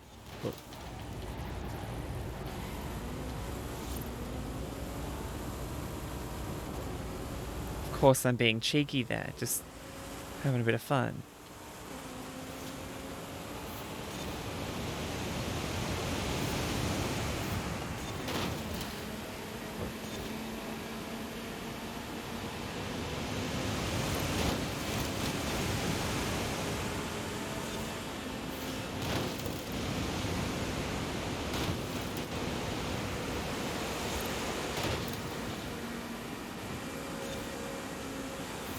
Oh, I'm right on your tail, Ari. Hi. Remember me?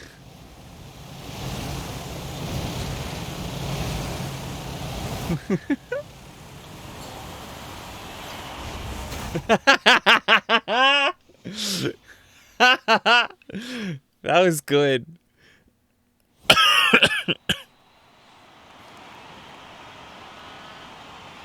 We love a close race.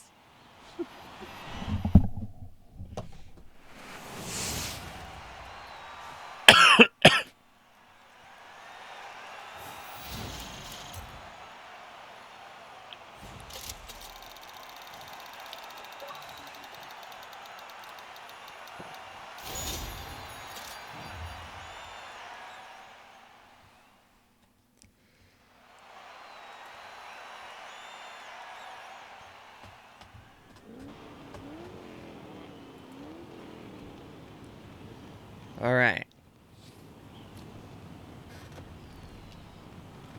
Oh, so this has got that really big, long, kind of curly situation with the... Yeah. Boob. So I can use it when I hit driver tires and bad online players. That would tilt them so hard. I've got to look into my quick chat because I think I like changed it once at the start of the game and just never again.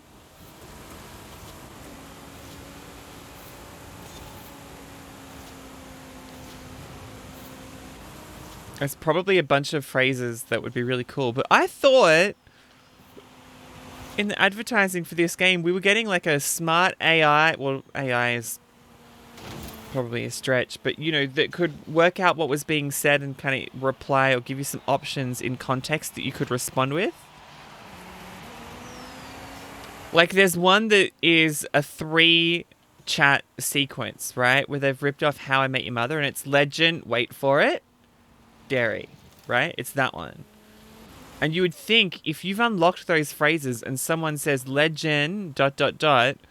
it would give someone else with quick chat open the opportunity to say wait for it.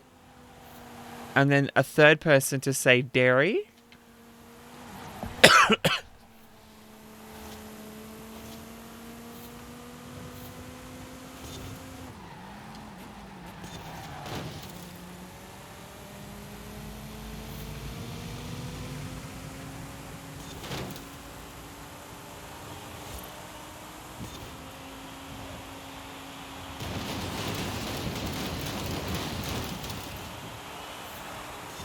Nice.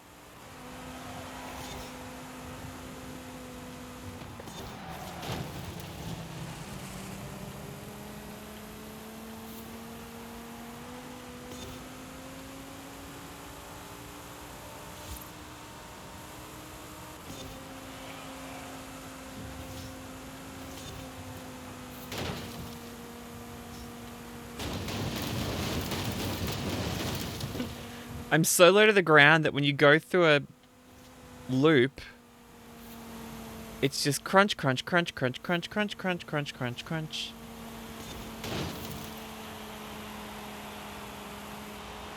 Meanwhile, where's Ari?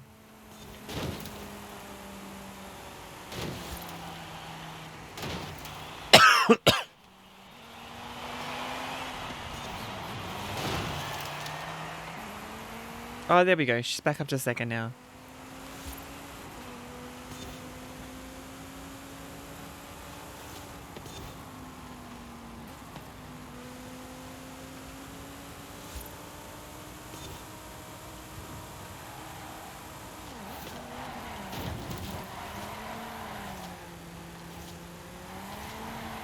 This feels like playing Turbo Golf Racing yesterday. Highly recommend that game, by the way. We may even do another stream of that.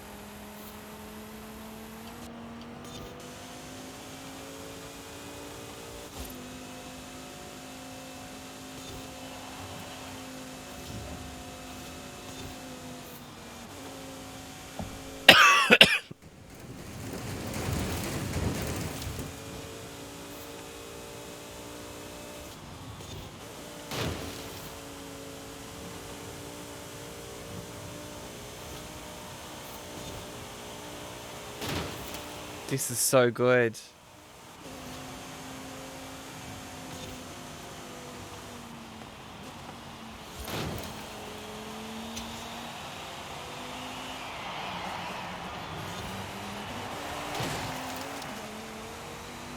Hello to my fans.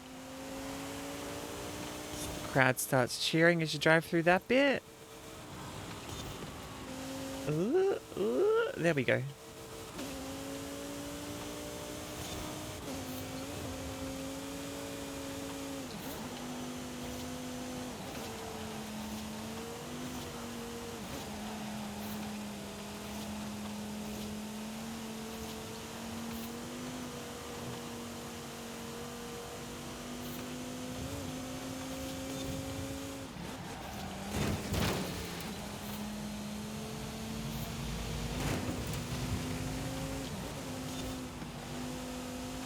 There we go.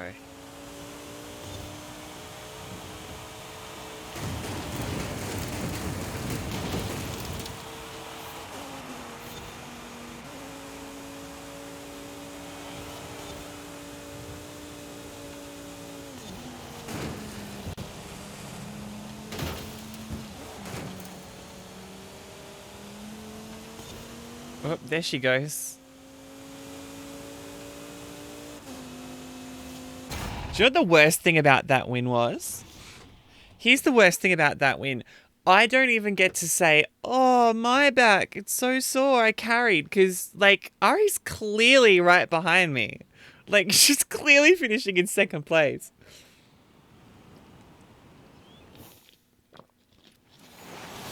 There was no carrying. It was... There was no carrying. It was all just like, I actually did well for once. Rare. Rare. Happy about it, though. Yeah, right.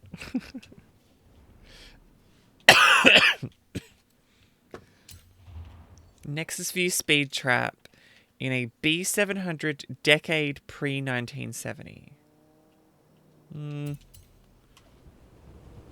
B700 pre-1970.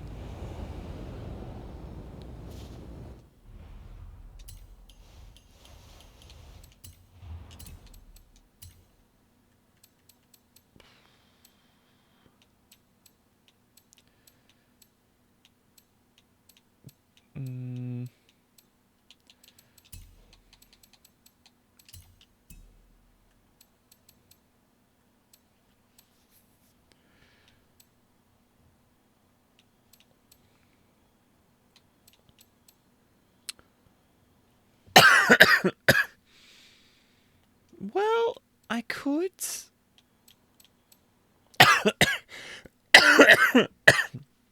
Well, geez, that would be the play, wouldn't it? Use the Auto Union Type D.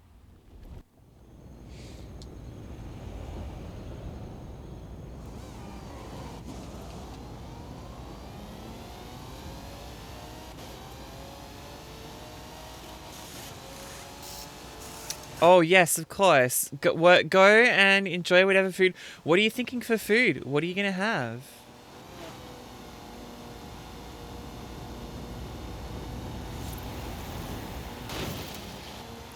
Of course, of course. What are you going to have for dinner there? What are you thinking?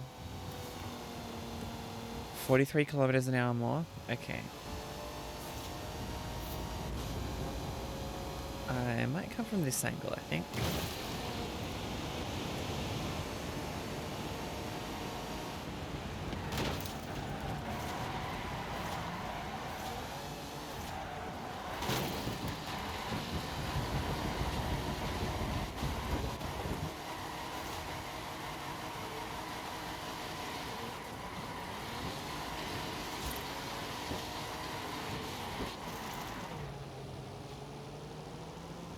We're moving.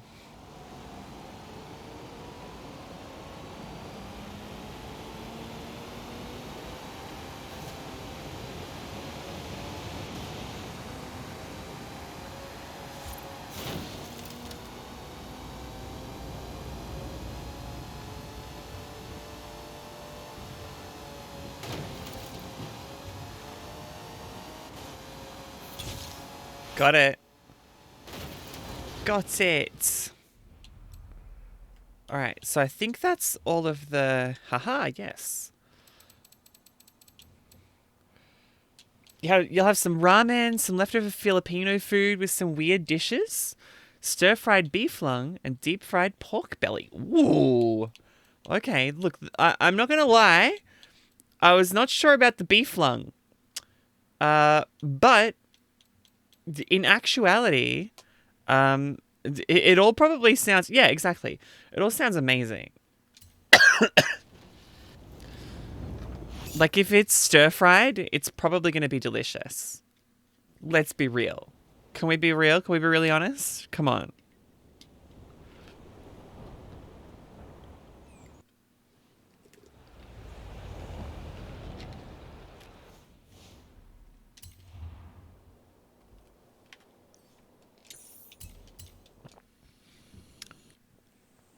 Yeah? Well, enjoy it either way. Oh, I've just invited you in the convoy, but you're not in the convoy, so feel free to reject it.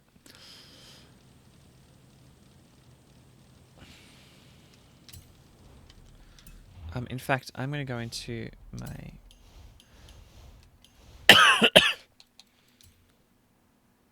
Oh, wait, can I just leave the convoy without...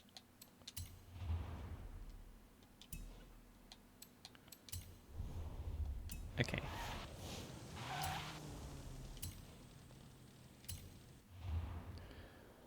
Oh, really? That's a worry. So does that mean that, like... Ba-dunk. They need you to increase your sodium? They need you to increase your sodium. Sodium is salt, right? Because that means you just need to eat more salty foods. Which means you get to be the stereotype and snack on some delicious pickles. Those salty, salty pickles. Hey, Phoenix. How you doing?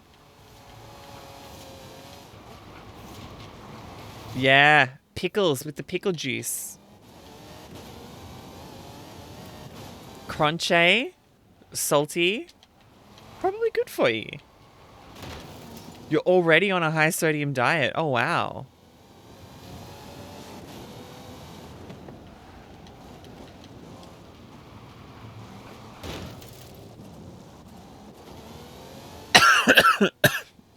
So it's the whole, these pretzels are making me thirsty thing.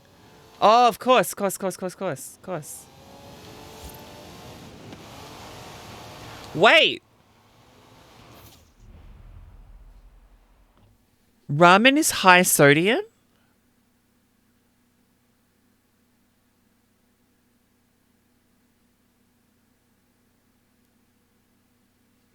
Holy shit, hang on.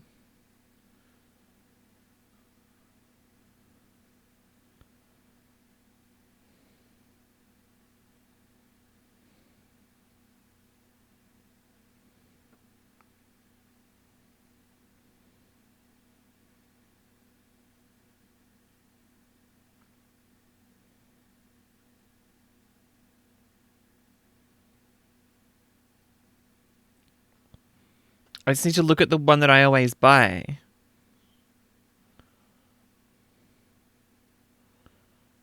But the search is not there.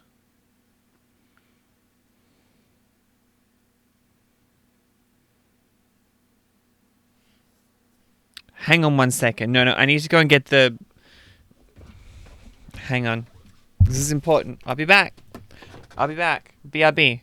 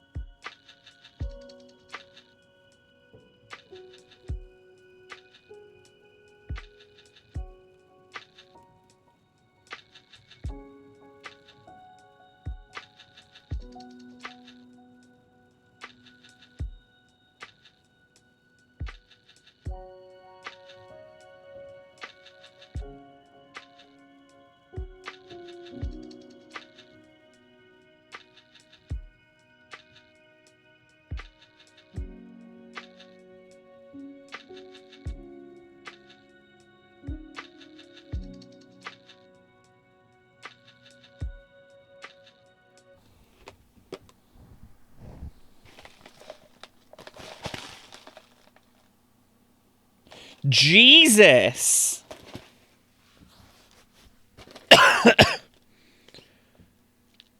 So the sodium on these ones... Can we just get a close-up there? And hold it still. Sodium on the bottom... 81% of your daily intake. This is a... instant bowl of Peking duck flavored noodles. They're delicious. They're a little spicy. I mean, not like overly spicy. Not strictly ramen in the ramen sense. Like I haven't got any of the ramen bowls left, but this is right up there. And I freaking love these. And I'm out here like, I don't get the thing all the trans girls seem to like the pickles. Why are they all about the pickles? And then this shit is the same in terms of sodium content. Look at that. 81% sodium. My words. I am shook. I am shook. Well, I learned something today.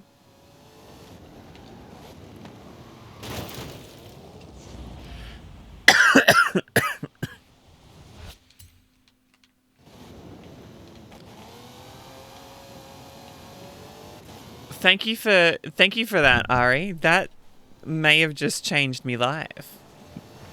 Explains why I like really salty chips.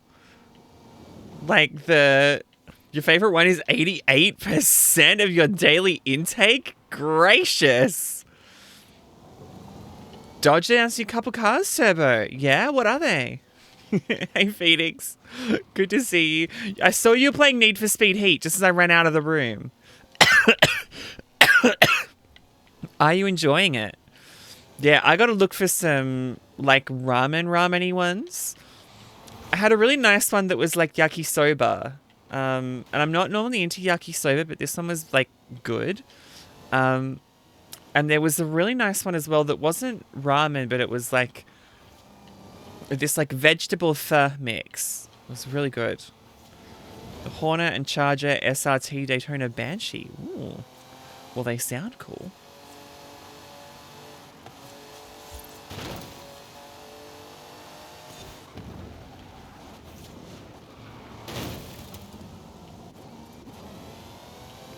Well, now I... No.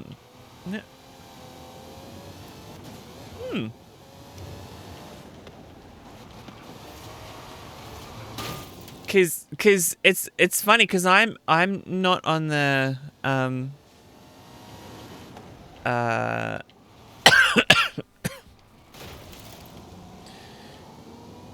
what did you say you were on? Let me back up for a sec. Hold on. Ari is on the Spiro. This or Spyro. Which I am not. Noodles itself is usually fine. Yeah, right. See, I'm not on the Spyro. I'm just on the Estradiol, so...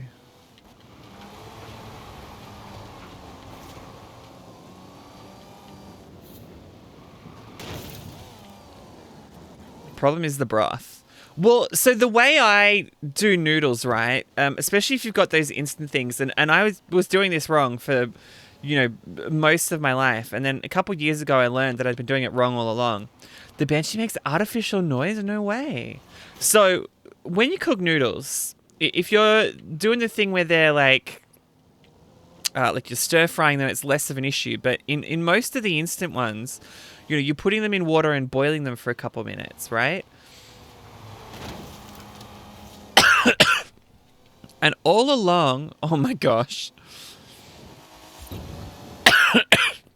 All along, I had been popping in the seasoning sachets when you pop in the noodles into the water. So then while they're in the water, they get all that good flavor, and it's you know, then you've got the broth afterwards. That soupy, delicious broth. However, this is wrong. This is not how you are supposed to do it. What you're supposed to do is cook the noodles on their own without adding any flavoring. Drain most of the broth, a little bit to taste if you want some of it, right? But not all of it. Then, at the very end of it, when you're ready to serve, that is when you put in the flavoring sachets.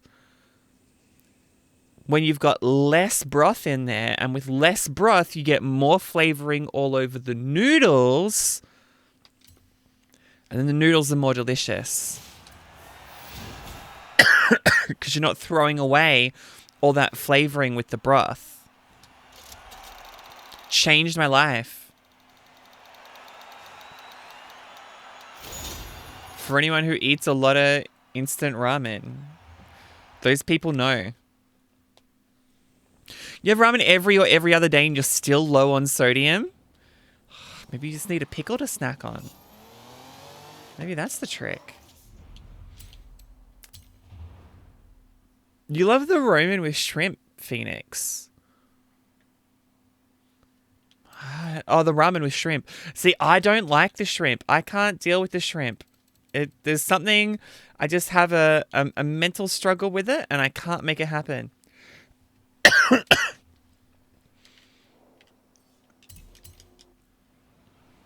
Have you had the ones with the dried veggies? Yes. And if you're gonna do them, you've got to kind of like rehydrate them. Like, you've got to make sure you put them into the water first, because otherwise they don't dehydrate properly. But some of them are pretty manky. Some of the instant veggies. The Banshee exhaust is 126 decibels. Gosh. Okay. Hear me out. Beautiful Mexican supercar, beautiful Mexican roads, promoting the Horizon Festival. Do we need promoting? The festival seems to be doing okay. It's Remy's Racing History Month. That's a totally official thing that I didn't just invent for the festival playlist. Yeah, it's my favorite Mexican cultural event hosted by my mate, Ramiro Luis Miron. All right. I'll find someone else. That is not what I said. Of course I'll help you. I knew I could rely on you. Let's go. So Ramiro is no longer dropping in the gratuitous gratuitous Portuguese. Get some speed, then turn into the countryside. Really see what this car can do. Turn right.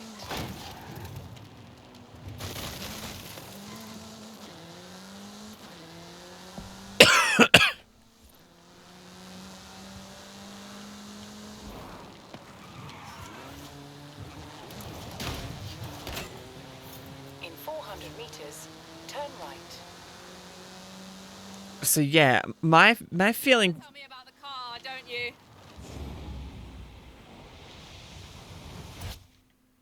I thought you'd never ask. So VUL is an abbreviation. It stands for Vehicles of Ultra Lightweight and High Performance. It was started by two brothers, Guillermo and Iker Echeverria. Yeah, great speed! But let's see how you handle some corners. The VUL 05 is a track-focused supercar, designed and produced in Mexico, but tested and optimized in the UK. I even think I saw one at the festival when I was over there. We're driving the pre-production version of the VUL 05RR, the even more track-focused version. Somehow, the designers reduced the weight by 65 kilos and increased the power to nearly 400 bhp. Then they lowered the engine by 50 millimeters to drop the center of gravity and improve cornering. Impressive. Sorry, I'm just listening to the dialogue. Serious about the ultralight part. The 05RR even has an option for titanium bolts, saving another 4.5 kilos. Bloody hell. So, RR stand for? Road and racing. The car was designed for an enhanced track experience, but remains road legal. In 400 meters, you will arrive at your destination. okay, I did not need to take that shortcut, that long cut there. Sightseeing. War go. Dodge opened with, the muscle car isn't going anywhere, and yeah, we went electric and said guilty as charged. Then turn into the They're like, we did it in the name of performance. So this is going to have 9 power levels. That's super cool. I think for a long time, you know, there was the perception that electric couldn't be cool. Yeah, great speed. But let's see how you handle some corners. In 400 meters, But what as car companies have begun to realize You want to tell me about the car, don't you? I thought you'd never ask. that actually like cars which are electric can be cool if they're, you know, designed in a cool way and marketed effectively, because that's where consumer sentiment has gone, you know, like Designed and produced in Mexico. but people want something cool, but also like they want to make sure that they're when I was over not there, relying on fossil fuel completely. VUL 05RR, the even more track-focused version.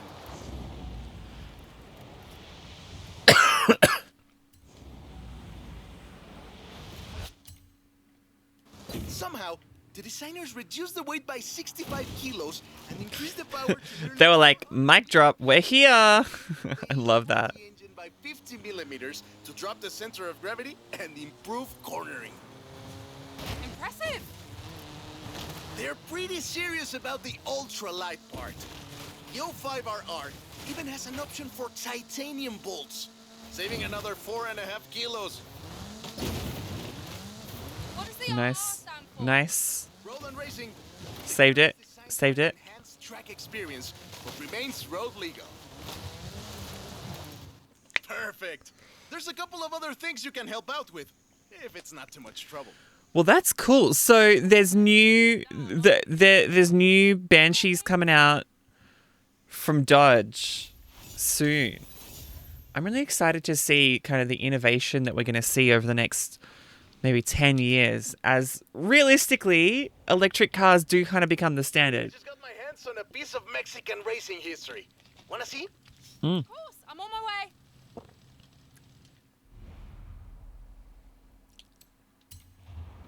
It has a mode for drifting and donuts. Incredible. I mean, you wouldn't be able to do it legally. But, like, sure, why not, right? Let me guess. Today's episode of Mexican Automotive History with Ramiro is about the Baja 1000. You are very perceptive, my friend. This dune buggy was the first car to race here. Let's take it for a spin. It's a very cool one. It's a very cool car. Well, yeah, I'm going to have to look this up off stream. Probably the most prestigious race held in Mexico. Do you know how it all started? I assume the Myers Manx has something to do with it? Correct again. The Baja 1000 started as a very elaborate marketing campaign for the car you're driving. But let me start from the beginning. On the 22nd of March, 1962, Dave Eakins and Billy Robertson did the first real Baja run. They went from Tijuana to La Paz in 39 hours, 56 minutes, on new Honda CL72 Scrambler motorcycles. So they probably were a bit sore afterwards. They got a lot of media coverage though. A year later, Myers started to work on a prototype buggy he called Old Red in his garage in Newport Beach. It was based on the VW Beetle, and it paved the way for what we know as buggies. Cars that are built for off-roading using the Beetle as a donor chassis. But I guess they wanted even more publicity because in April 1967, Myers decided to make an attempt at breaking Eakins' record. And it worked. Myers did it in 34 hours and 45 minutes, beating Eakins for more than Hey, C-Bob. hours. Just doing some... Rivalry was known as Buggy Beats Bike in Baja. Sounds Yeah. like something you did back in the UK, doesn't it? Of course, it's. Well, they're not just going to make up history for the history segment, are they, Turbo? See, Bob, we're just playing through the festival playlist, which this week includes a whole look at the history of motoring in Mexico. So it's quite cool to learn about. I didn't know about a whole lot of this. But obviously, Baja playing a huge factor in it. What's going on with you? How you feeling? Well, it's not even history, it's car history, Myers so... Bikes became an overnight sensation as a result, and suddenly they were friendly races all across the Baja. It wasn't long before they realized they needed something more organized, and that was Mexican 1000. Guess who won the inaugural event? Myers Manx? You're on fire today! Yes, in 27 hours and 38 minutes. The official race was 100 miles shorter than the original route, but it's still impressive. There you go. Mexican 1000 was later renamed to the Baja 1000, and is run to this day. Coughing up phlegm now? Yeah. I was like that for a good kind of 2 weeks afterwards as well. Oh, Dust to Glory. I'm assuming like a docu-series? I haven't seen it. Yeah, I was still coughing up phlegm like 2 or 3 weeks after. Now I've just got really more of a dry cough. It's a dry, still chesty cough, but a dry cough.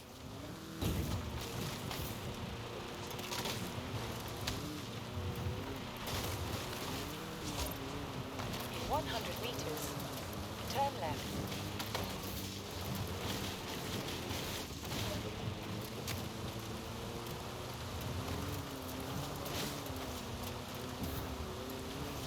But yeah, let me tell you, it really knocked me out for like a week and a half. And I'm still feeling it. It's a doco about the 2004 Baja 1000. Baja 1000. 100 meters. Interesting. Turn left. I've got to catch up on docos as well.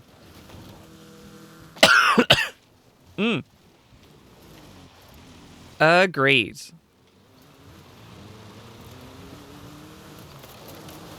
There we go. I love that story. My abuela used to tell it to me at least once a year. Oh, we do have some gratuitous Portuguese in there still. Was missing from the first one, but now it's in there. So that's a doco. So now I'm going to have to watch, what was it? Dust to Glory. Hey, come quick! Papa Fernando needs your help! Oh, okay. I'll be right there. Then I've got to watch, I've got to catch myself up on True Sight that a friend was telling me about, which is like a, it's a documentary about Dota, like the video game. I could believe that. I don't think that's unheard of. You have arrived at your destination. Oh, don't enter my house.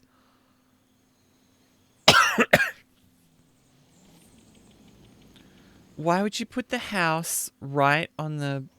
Welcome back, Trinity. Aww.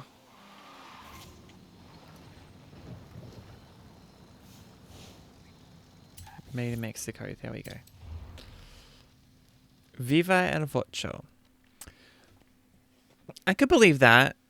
There's a bunch of drivers that are doing different things now.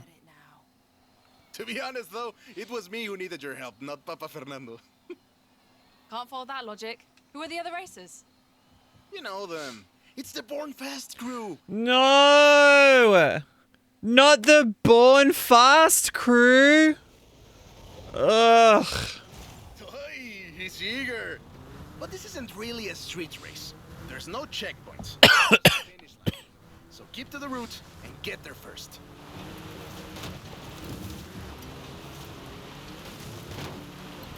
Hang on. It's hard to overstate the effect that the Beetle If there's had no when it arrived in checkpoint- Mexico in 1954. Whoops. Why wouldn't we just... Before that, all we had were these huge American bin it cars. off here? So this new European-style car with its shape and light chassis and those adorable headlights and an engine that anyone with a tractor could fix was, well, a complete game changer. They were so exciting that they were displayed at the Ciudad Universitaria in Mexico City, and there were lines to come and see this new car. Which I assume we're about to drive past. Production of the Beatles started in Mexico soon after 7 of them finished the Carrera Panamericana. Before that, people were a bit worried about reliability, you see. We Mexicans love a good-looking car, but a car that can do work is better.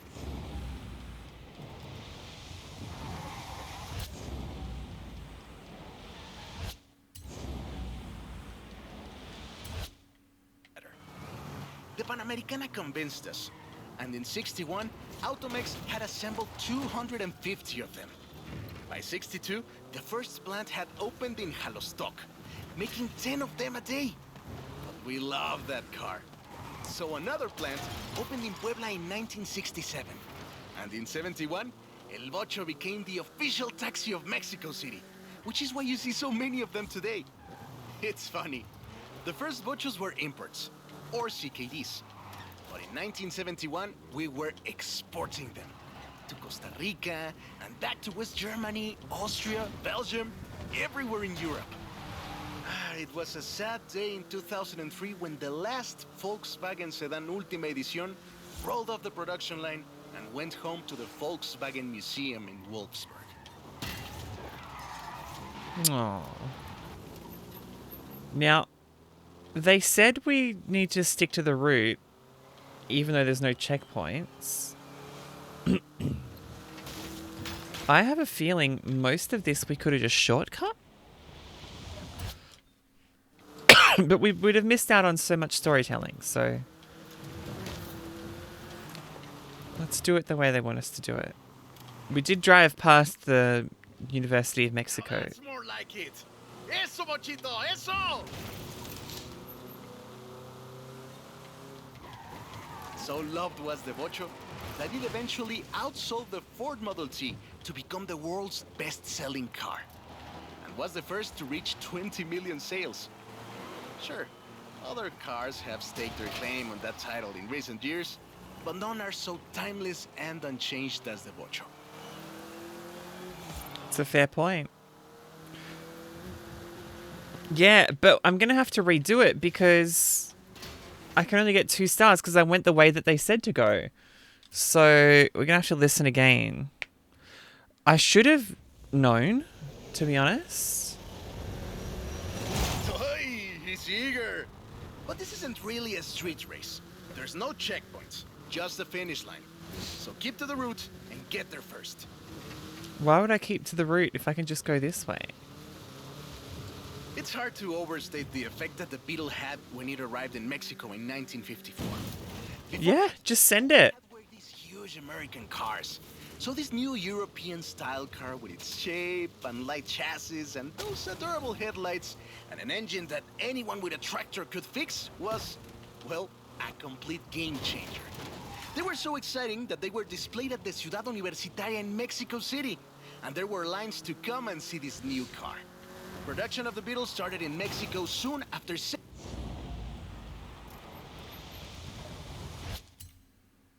of them finished the Carrera Panamericana. Before that, people were a bit worried about reliability, you see. We Mexicans love a good-looking car, but a car that can do work is better.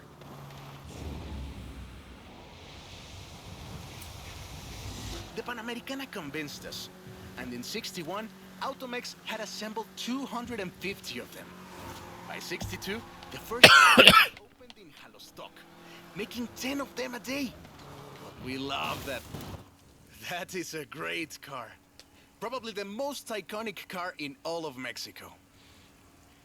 Ay, es increíble que un auto tan pequeño deje un vacío tan grande. Adiós, sedan. Thanks. I'll call you when I've got that next one ready. So, when we do the subtitles, right, and we put things in angle brackets, that's meant to be like what we've translated from the language which has been spoken into the language that you're reading in. And instead, we're just going, hey, look, I've got something in another language, but I'm not going to translate it. This one is better. Meet me in town. Like, who, what?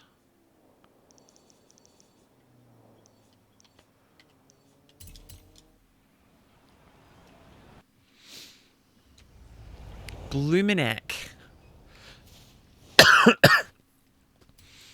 All right, how are y'all feeling? We've got 4 more chapters to go. I have 2 cars here. A first-generation Volkswagen and a 7th-generation Volkswagen Golf.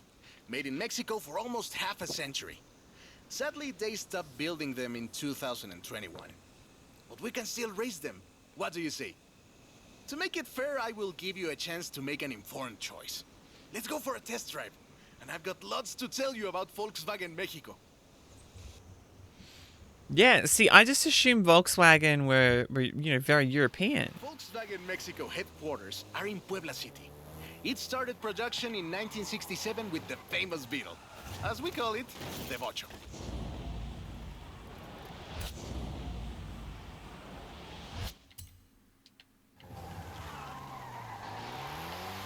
Okay, let's just restart this.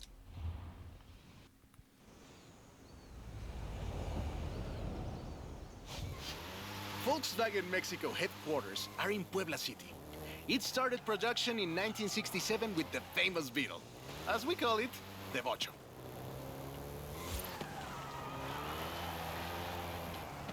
VW made multiple attempts at replacing the famous Beetle with newer models, but all of them failed way short of achieving the production figures until the Volkswagen Golf came into play. I do know people who've driven a Volkswagen Golf too. They are very popular cars.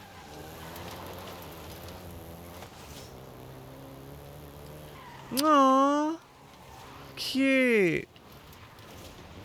Hope she's doing well.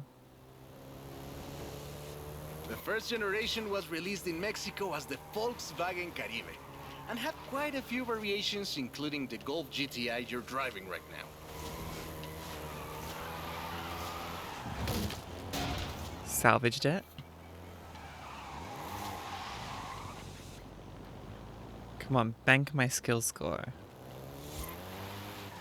Thank you. VW engineers, inspired by the Beetle GSR, designed and prototyped the Golf in secret as a Skunk Works project. Little did they know that the Golf GTI would become the hot hatch.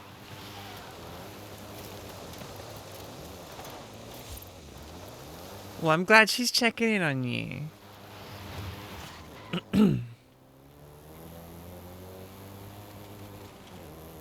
Must be nice to have it officially recognized now. Now that you know that you've got that sodium deficiency, you can do something about it, you know?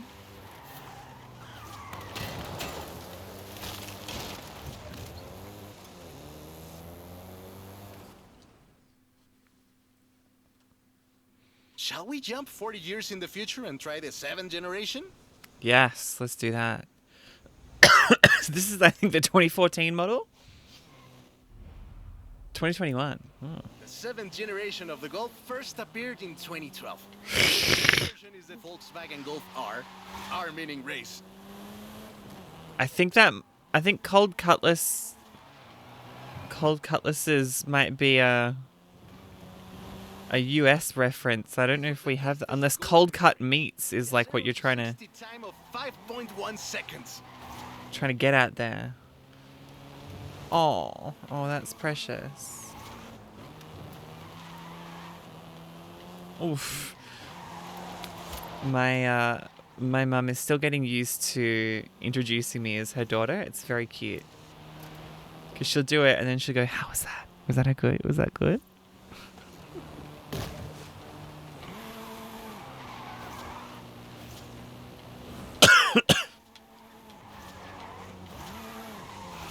Volkswagen Mexico produced all 7 generations of the Golf, totaling more than 2 million units over 44 years. In fact, a lot of Golfs you find in the US were built here. I've just realized I'm meant to have been doing skills all this time and I haven't.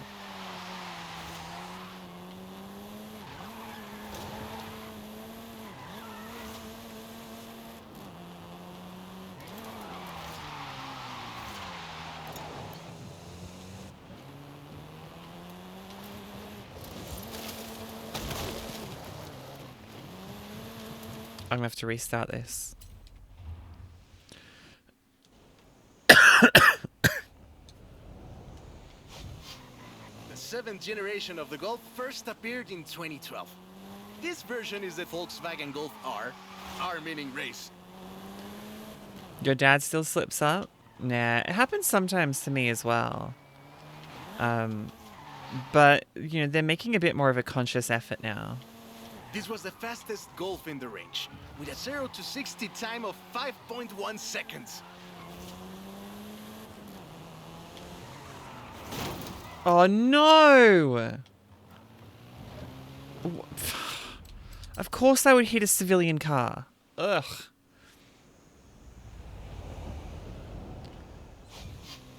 The 7th generation of the Golf first appeared in 2012. This version is the Volkswagen Golf R meaning race.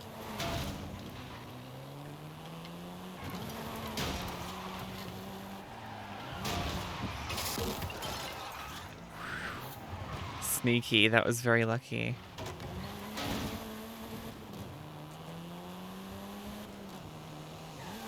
This was the fastest Golf in the range, with a 0 to 60 time of 5.1 seconds. So I think part of my problem here is that I've just been skidding along the whole route and not like aiming for things, which obviously adds to the multiplier and makes it easier to string together drifts.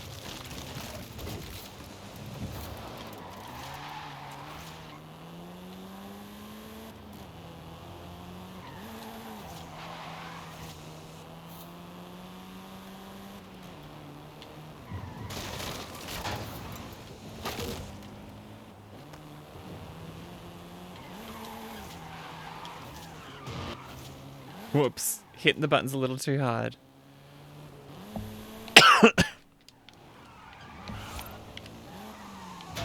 Volkswagen Mexico produced all 7 generations of the Golf, totaling more than 2 million units over 44 years. In fact, a lot of Golfs you find in the US were built here.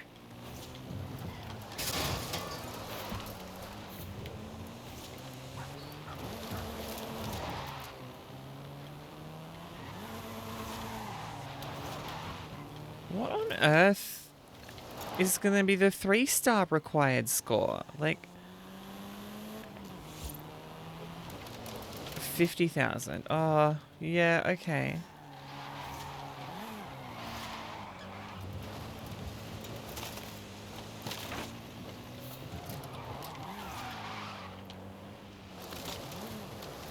We'll get some wreckage there.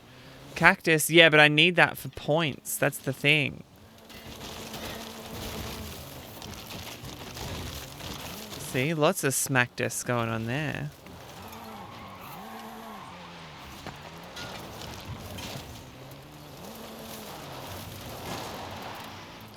Alright, that should get it. Yeah, I'm ahead. Yeah, I'm 5,000 points ahead. All right. Enough driving around.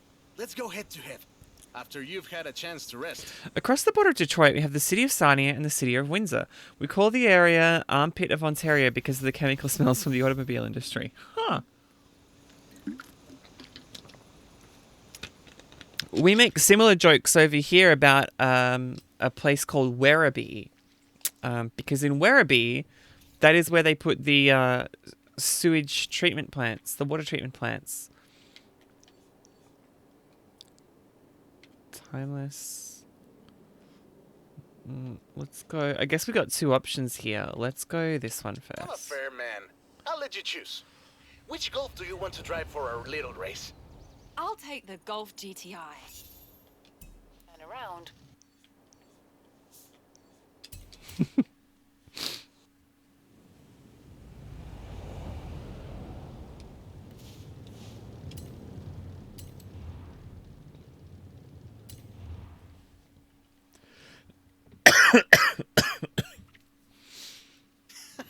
I hope you know some shortcuts.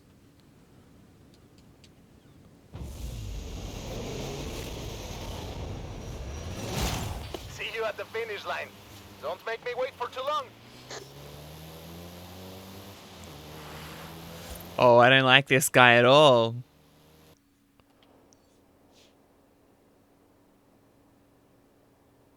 Okay. Making cars in the US is more expensive, so many of the manufacturers moved to Sarnia and Windsor years ago. Yeah, we used to have quite a big automotive industry in Australia with Ford and Holden. I guess you'd call them Vauxhall in the UK or GM in the US. But all those plants have closed down now, and now we just have to get them to make them internationally and import them in.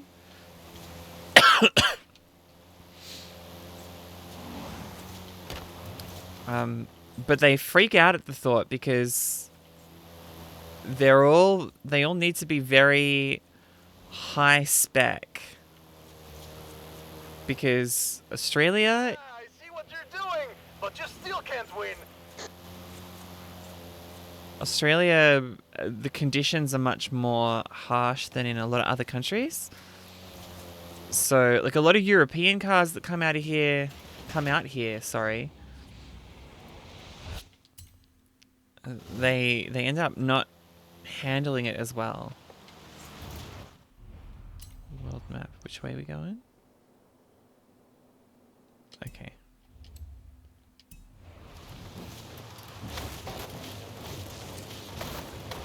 Don't throw a fluffy rock pillow. No, I'm trying to drive. Look at that. Whoa, look at that through those trees. Didn't hit a single one. Got 10 seconds to get 700 meters. I don't think it's going to happen. 5, 4, 3, 2, 1. Restart.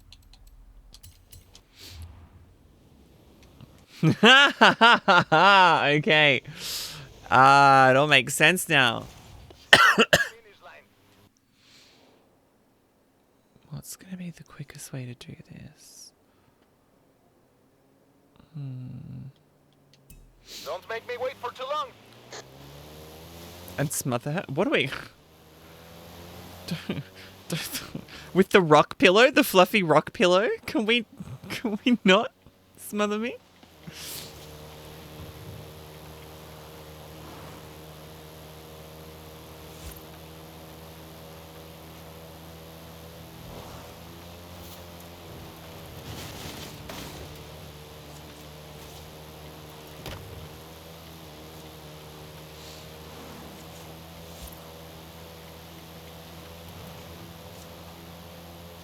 So, like, what's the play here? What's the...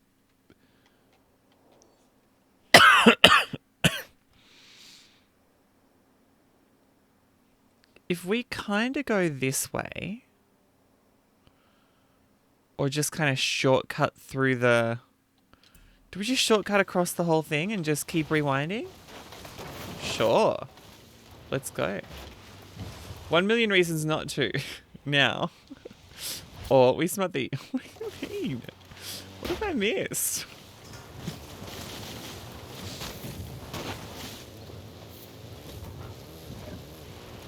I feel like I've missed a whole bunch of conversation.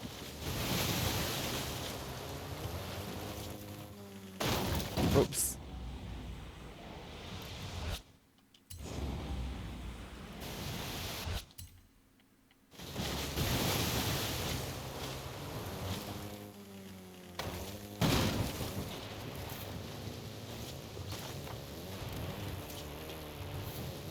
Oops.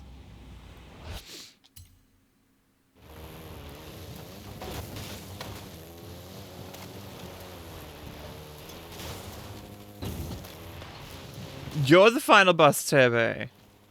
Why don't you tell me? I would have been preparing for it.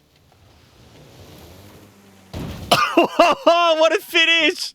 What a finish! I am actually surprised the first generation still holds up. I'm sure you didn't cheat.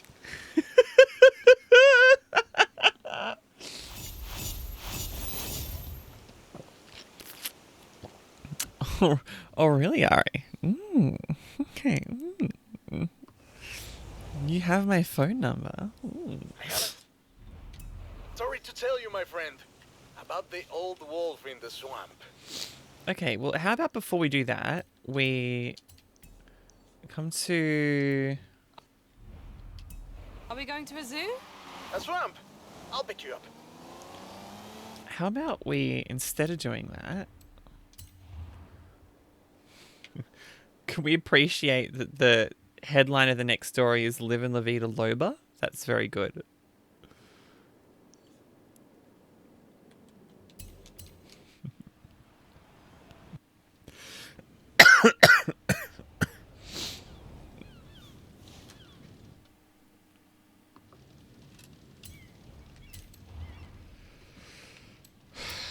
All right, let's do this one. Let's do the race I hope you know some shortcuts. the other way. See you at the finish line. Don't make me wait for too long.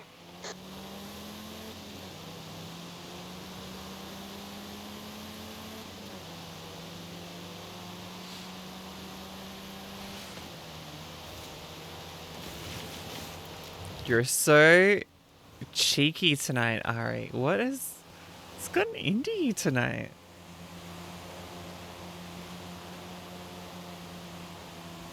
Alright, I'm sticking to the road to start with.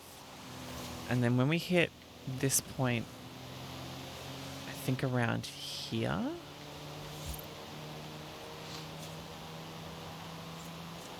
I go... Yeet.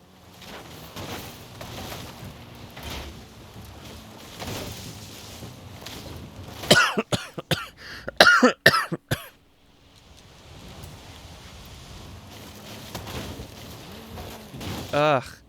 Hit another tree.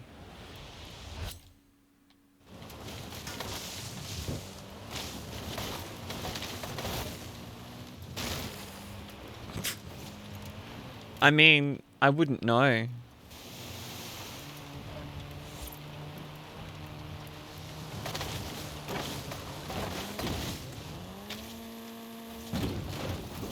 You tell me, Ari.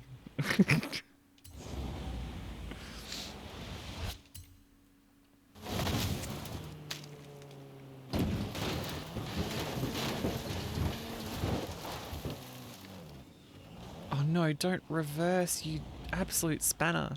Come on.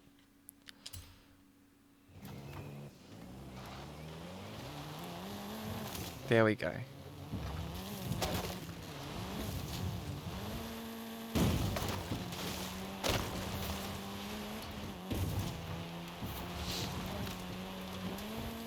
Alright, can I get the flick up over the wall? 2 from 2. Went a little too far.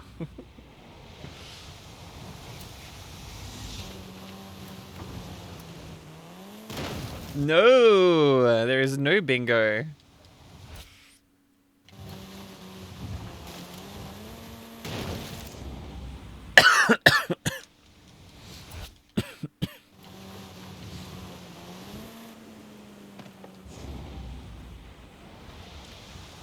I am totally gonna get this.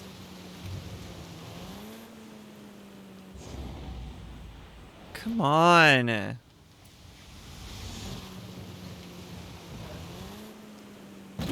Oh, close. Close, close, close.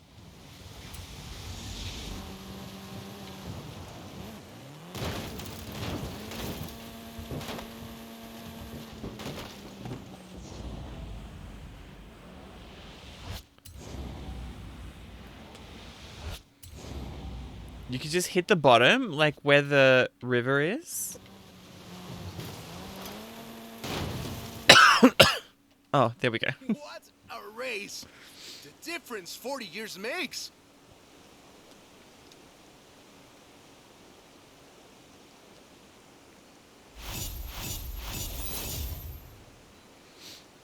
I probably should have guessed, but...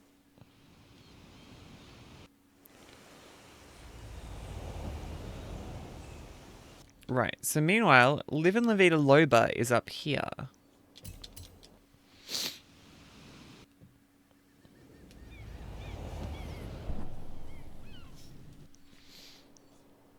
$150,000 points is the... Oh, I'm already here. 150,000 points is the requirement.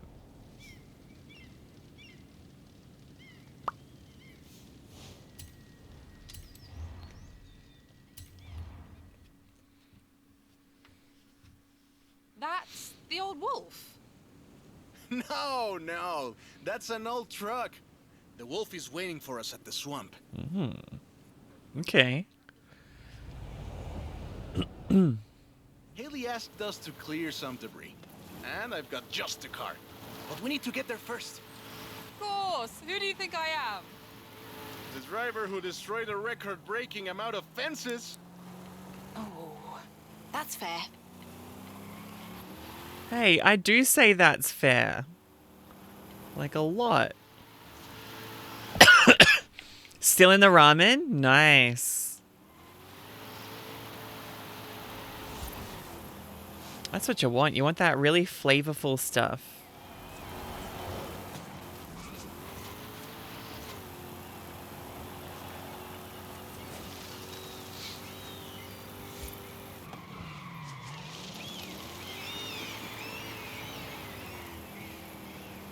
In 400 meters, turn right. Fair dinkum. No, I see. I don't say fair dinkum. It's a very, I think the word that we would, the way I would describe that particular phrase is, it's quite jingoistic. It's jingoistic, you know? In 200 meters, turn right. Fair dinkum, he's a dinky die cobber, eh? You know, like, nobody See? Got here in one piece. talks like that. And gave me a few heart attacks. I mean, some people obviously do, because they must, because that's the rules, right? But,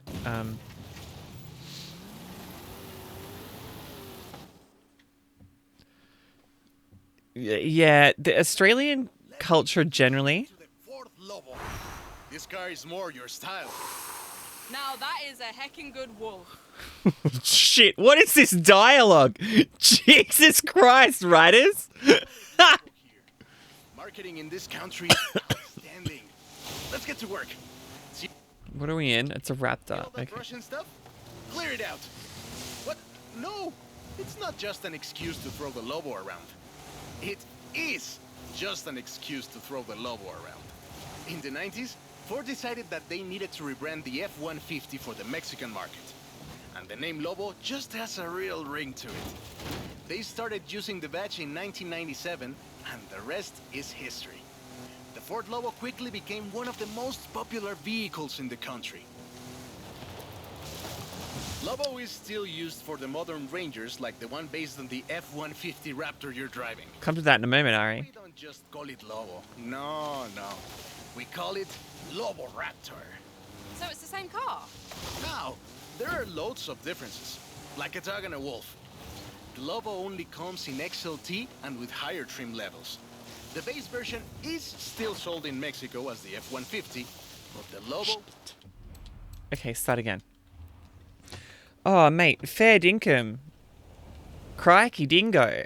We call it Lobo here. Um, Marketing in this country is outstanding. Let's get to work. I don't know what else I can tell you. Clear it out. What? No! It's not just an excuse to... I mean, I say bloody hell a lot. It is just an excuse to... That's... throw the Lobo. How dare you? In the 90s, How... they decided that You... they needed to How... rebrand I've never been so I have been so insulted before, trust me. But how dare you? We call it Lobo. Hang on. Oh, I don't have chat clicked in. Chuck some raise your koalas in the chat if you don't mind. Let's get to work. It's my favorite Australian copy pasta. There is also the related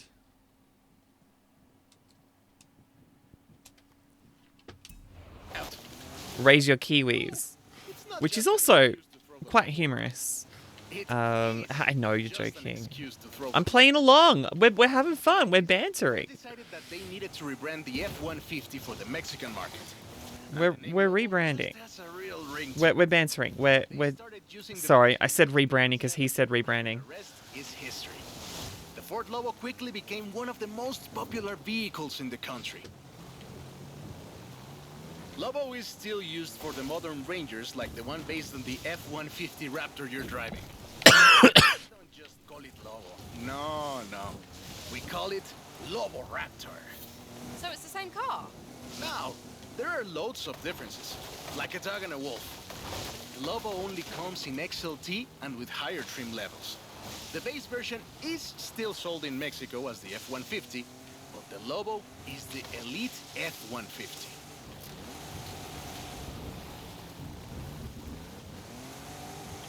I just don't know how to rack up such a high score in here.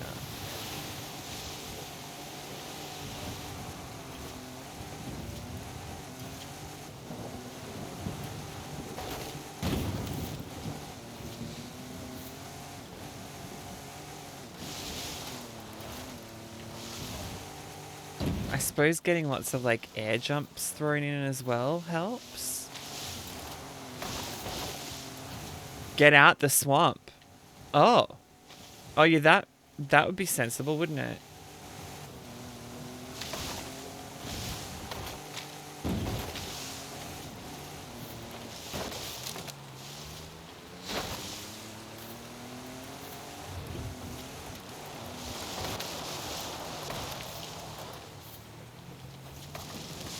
Okay, I may have to retake this now that I have thought about this very basic idea. A very simple idea that would solve literally almost all of my problems.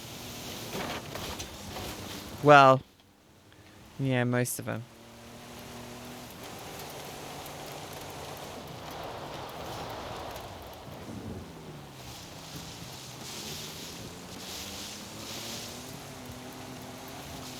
Whoop.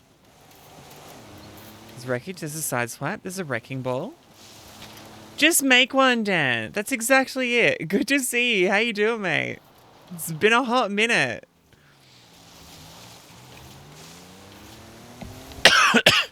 This challenge, though, is specifically about, like, scoring lots of points, which means you've got to do a couple things in once. Like, lots of drifting, and also lots of colliding with things, and also getting some air if you can. I think that should bank it. Yeah, that'll win. Got it. Last second. Job's done, and the scratches will buff right out. Thanks for the help. Now I just need to get my abuelo's old F-100 back to the garage. All right. Well, that is the new Horizon story. Done. I crossed paths with you very briefly when I was lurking generosity at one point. I've got 1,400 horses, and I need you to help with them. I think I know what this is. I'll be right over. Oh, this is the final story mode. Muchos caballos. Muchos caballos?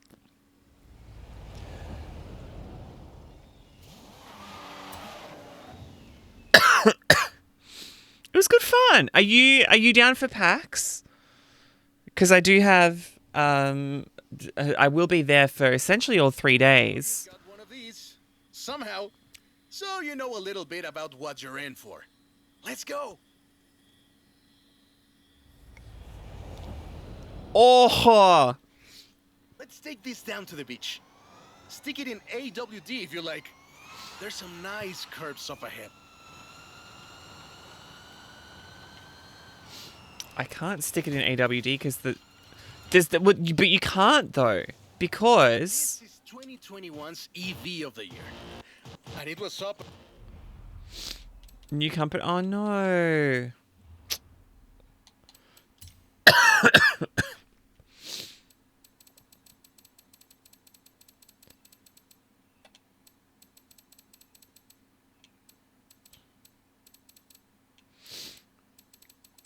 Is it toggle? It's not toggle convertible, is it? But now nothing's assigned to the horn?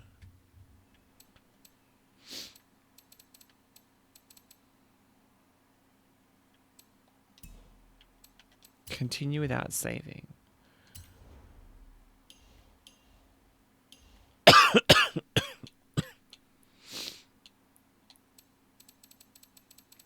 Aim for next year? Yeah, aim for next year. And you know, like there'll probably be a bunch of content that ends up going online anyway. So you'll still probably feel like you're there.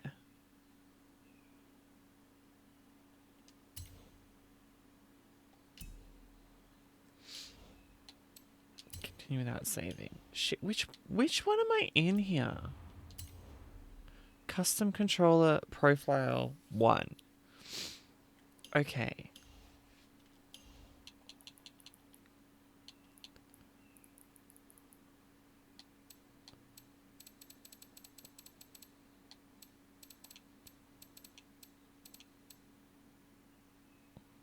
Can we scrap Anna? Let's do it to number 5. Anna needs to be in there. Of course she does. That one. Which one's missing? There's too many options. Map. I don't need a map. I can just get there from the...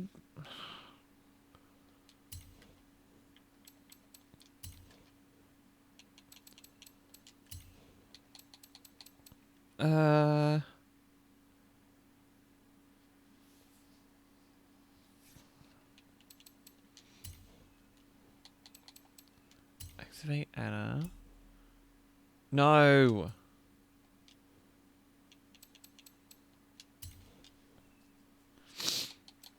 Activate Anna can be this one. Horn can be this one. Can I save now? It's not my chosen key setup, let me tell you. Against things like the Taycan and the e-tron and the recharge. Okay, now we go back into settings and controls and change input mapping to number 1.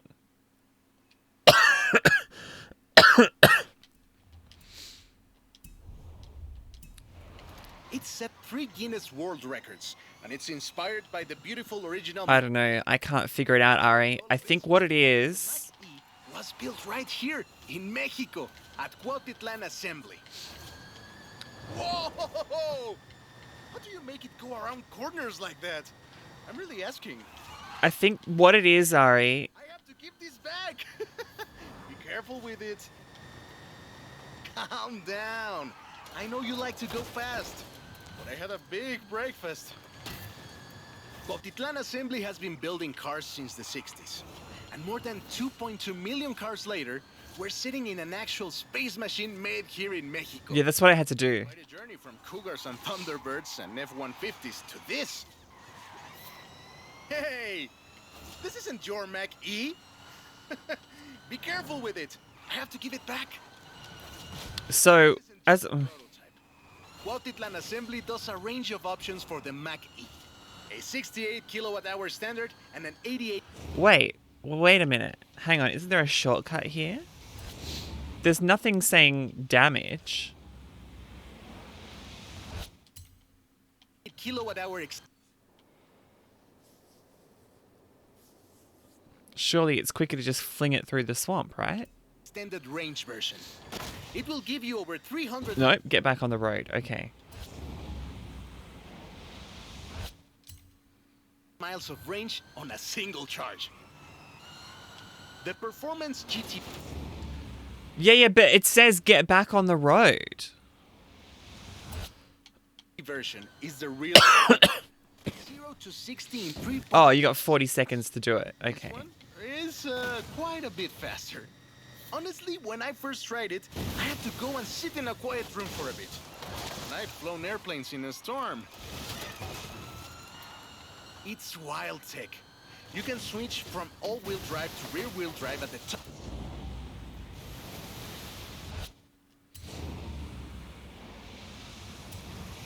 Touch of a button. And when you get into tuning, you can basically tweak every one of the 7 engines. Anyway, Individually. You can make 1400 horsepower and a ton of downforce at 160 miles per hour thanks to the I don't know if it's DLC. For something that weighs No, like that F-150 of says yours. Ari. Yes. This is a detour. I don't think I've unlocked it. Handle it? It's this car.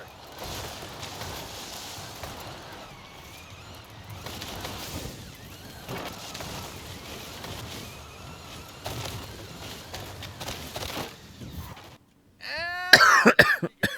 Sunrise over the sea. Beautiful. But we're not done. Oh my god. One more thing to look at. I'll let you know as soon as I have found it.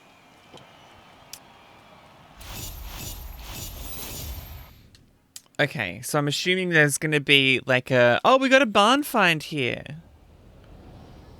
Okay, this one will be epic. I found a Porsche Carrera. You know what that means? Racing? And what do you mean, found? In a barn, of course. And of course it's racing. Come meet me at Guanajuato. So you unlock it from the story. Where are we going here? There. To your point, apparently the car is not DLC, so there you go. I don't think I've unlocked it though. Take the second exit. It was featured You have arrived at a while ago. It was in... What was it in? It was in another story, I think. It was like a... It might have been like an... oh, God, what was it? Because I remember this bloke telling us all about it, because he had got it off a mate. Panamericana. The races don't run anymore, but who I can... did unlock it? if we try Okay. it out one more time, right? Let's see. What's object permanence, lol? Alright, cool. Good to know I've unlocked it. I should go check that out. Guess he wanted one last race.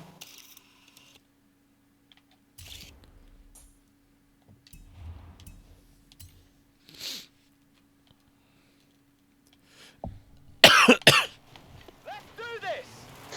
Did they just spell Jay's name wrong?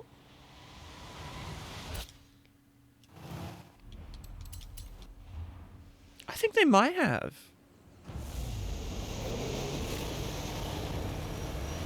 There's Jamin. Guess There's Jamin, and his name is Jaimin.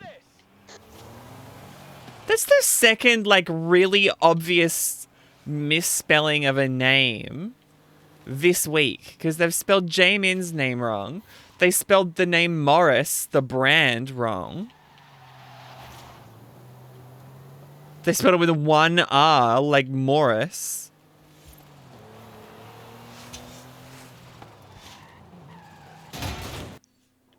There's no checkpoint, right? But the finish line is there. So if we... Hang on, if I go out of here...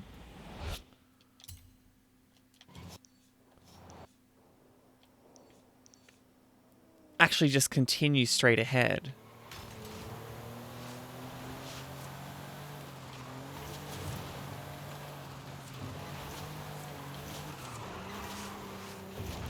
Oh, there's no way to quickly escape the city like I thought there was. Boo.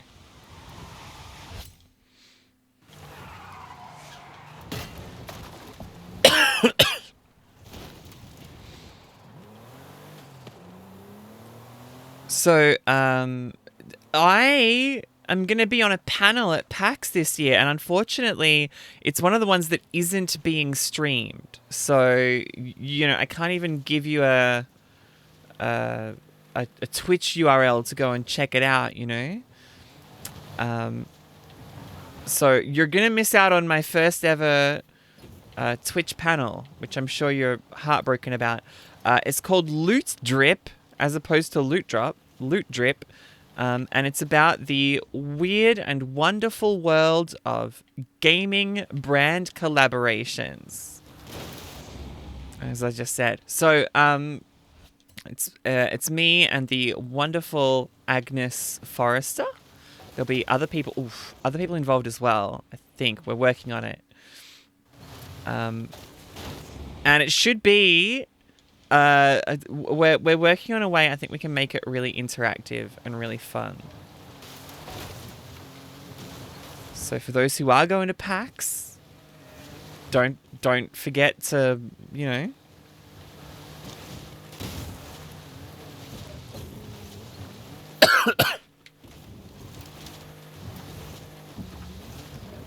yeah, kind of. Well, more like the one of the ones that Agnes used in the pitch was like, remember the Gucci Xbox? Hey, thanks for the follow, V Phoenix.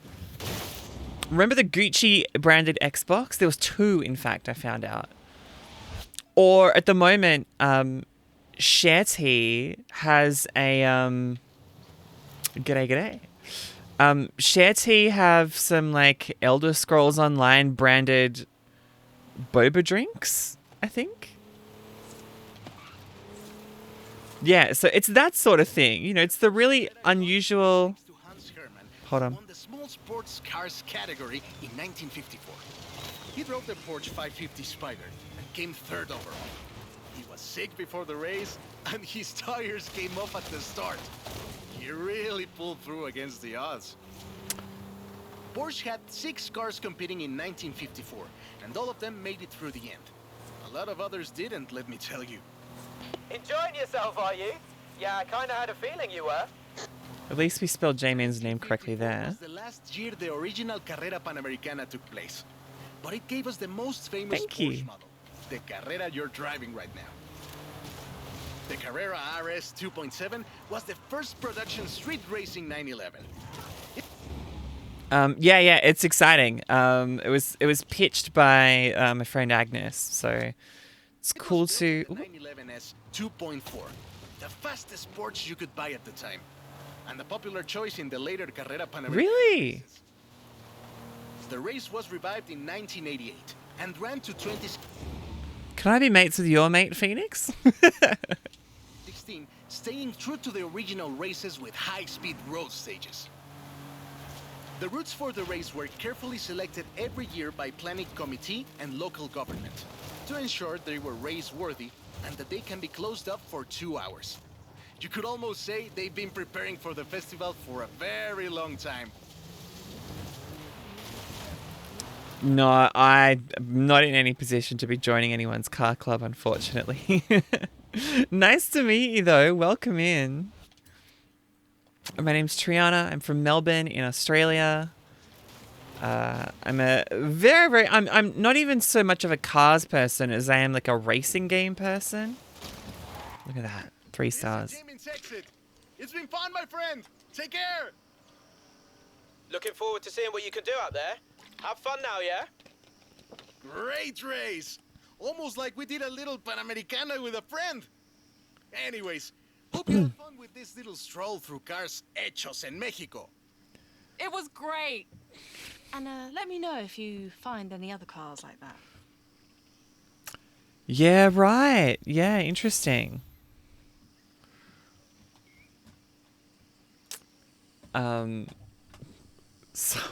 Sorry, this is awkward. There's a... Is it on profile 2? No, is it on profile 3? Yeah, sorry, lol.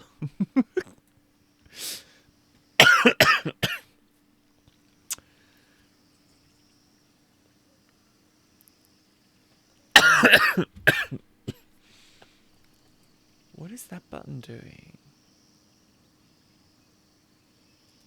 Okay, I'm just gonna...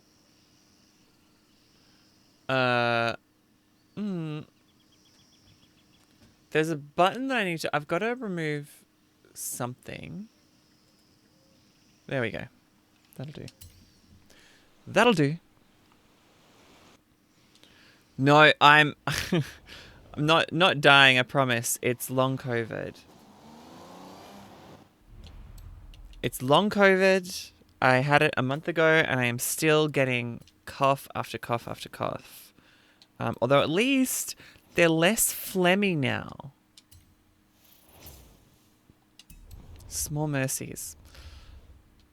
All right. Festival playlist. Where are we at?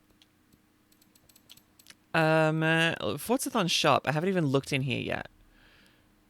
I'm gonna need that one. I don't have one of those yet. The Doodle summer skirt.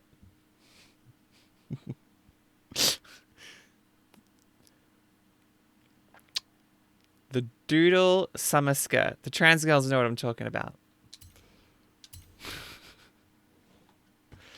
You still haven't had it yet? Yeah, I managed to dodge it for like what t-shirt did you make? Melbourne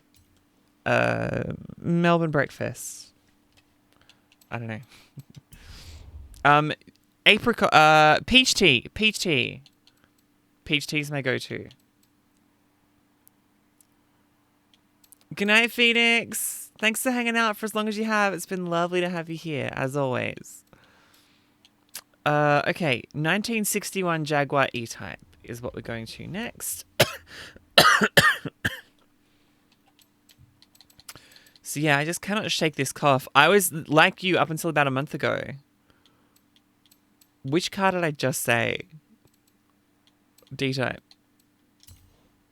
You mean TT? Oh, I don't know. Yeah, there's a couple Phoenixes.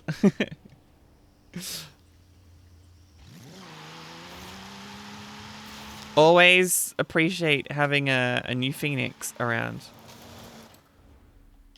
Okay, they've all completed. Yep, cool.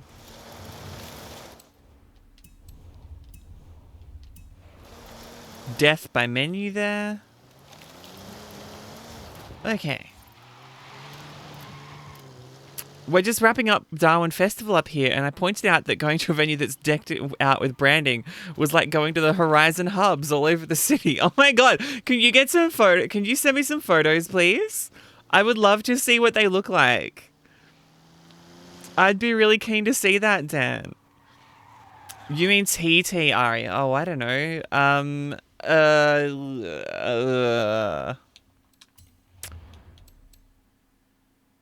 Am I in the 61? Oh, I'm in the 56. I'm in the wrong car.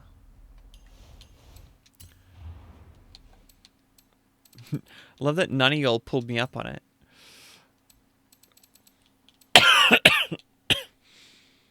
That one. English breakfast, Irish breakfast, Lady Grey, Earl Grey, Darjeeling. What's the difference between English breakfast and Irish breakfast? Just out of curiosity. Ramiz Racing History.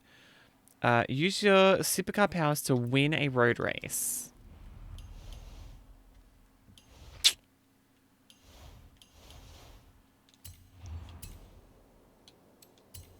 One has whiskey. But actually, though, no, I don't think that's Ari's vibe. Ari's is a much stronger black. No, go. I mean, you're about to go to bed, right? What's going to be the most calming one of those? Maybe like a Lady Grey or an Earl Grey. What's the difference between those two? I don't even know the difference between those two.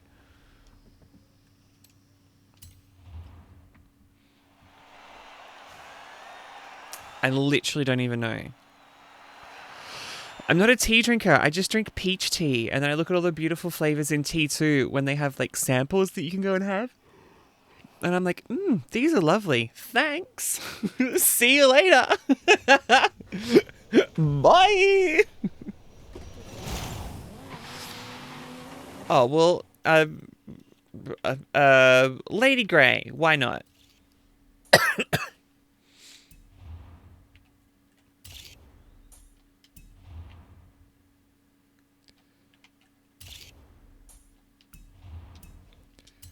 Yeah. Tweedledum and Tweedledee.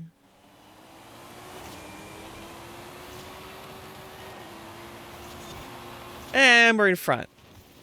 So it wasn't an issue.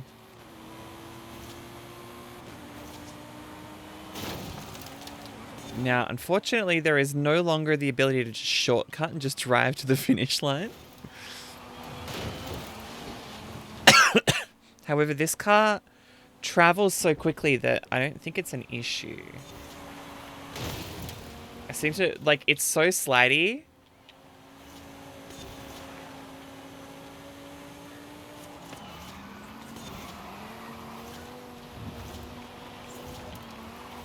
So slidey.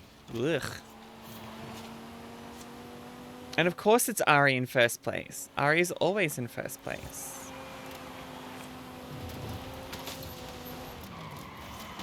Oops. Oops, Daisy.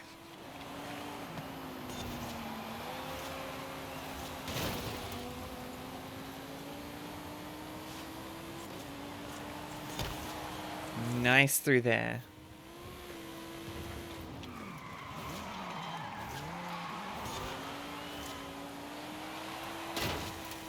Drift tap, drift tap, drift tap. Oh, they called it a side swipe.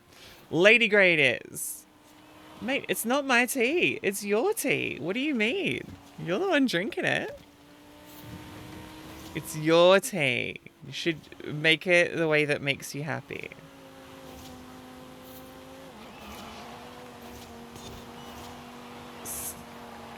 Yeah, yeah, good one. Well, is the horizon 20 feet / 8 meters or 6 meters away? Because if it's not, I mean, the idea is just kind of refocus your eyes for a bit. Because a lot of people who watch this stream, they're like me. They look at the screen and they don't look away. So it's very important. If you missed that little call out in chat there.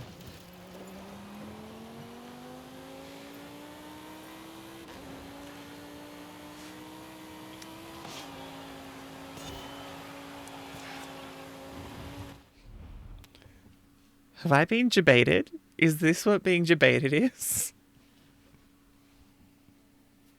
Have I been debated? I don't want to be debated. I don't want to be debated.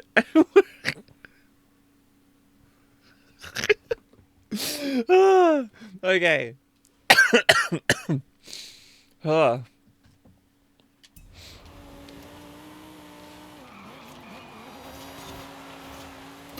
Clang, clang, clang, clang.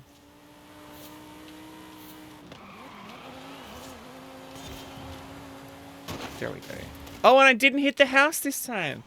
Normally on that section, I hit the house and it kind of wrecks my whole run, but I managed to avoid it this time.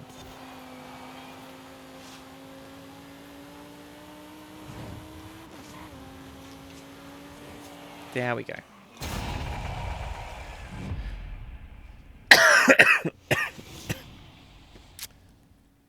Now, for those who are coming to PAX, I do have limited edition. They arrived this week. I'm just looking at them and being like, can I show them off? Limited edition Triana trading cards, which you can have. You just need to be able to ask for one. So if you ask for one, you can have it, but you do have to do that at PAX. And the leftovers, incidentally, will be giveaways on the stream here.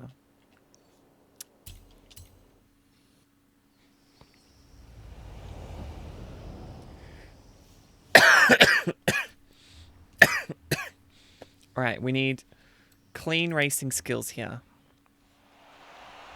So Dan, I know you can't be there, but you know, you might be able to get one. Might be able to get yourself a Sneaky little trading card.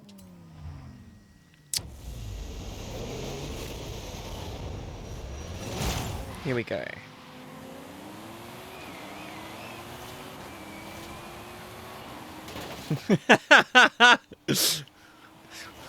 And just watch me blush and melt into the carpet at the Melbourne Convention and Exhibition Centre. Now that will be content. Oh, I don't think that's considered clean racing.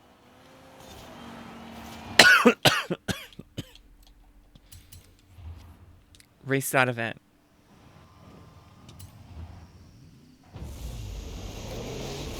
It's so wild to think. The last time we had PAX in Australia, do you know what the game that everybody was hyped about was?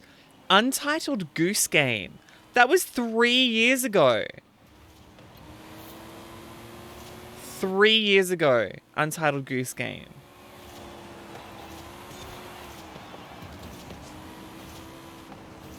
Didn't hit the wall.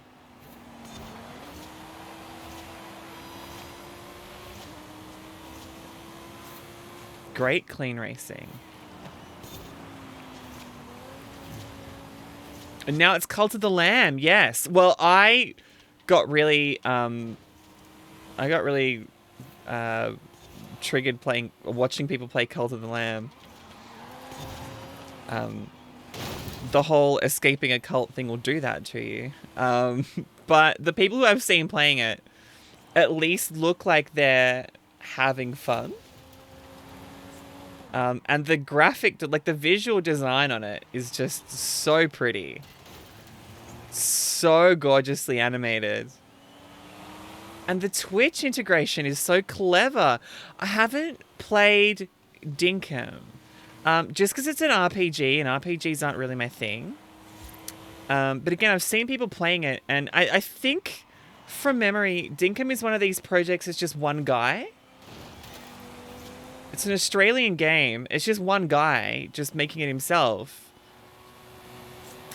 And the main feedback or the main response I've heard about Dinkum is it would have been really cool if maybe you had spoken to some First Nations people to try and get some kind of input into it there, because it's like you're trying to paint history as like there was nothing here and then you come here and then you farm and then you set something up.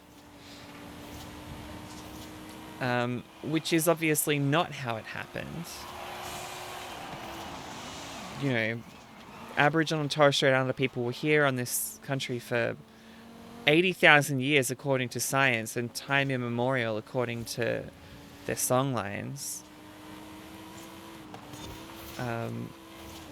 And, you know, there would have been... Whoops. Salvaged it. There would have been a way to, you know, reflect that in the game a little bit more faithfully. But obviously it's a one-guy project, so, you know, mad respect for sticking it out. Because they always, I don't know how they do it, it's always impressive. I could never. There's even a tribute to Steve Irwin in Dinkum. I didn't know this. There's the house I always hit. The little stall. The little, whatever that is.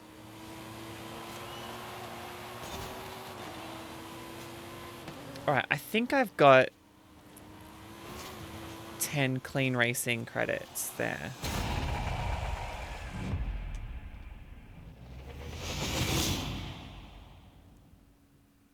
Clean racing skills, sorry.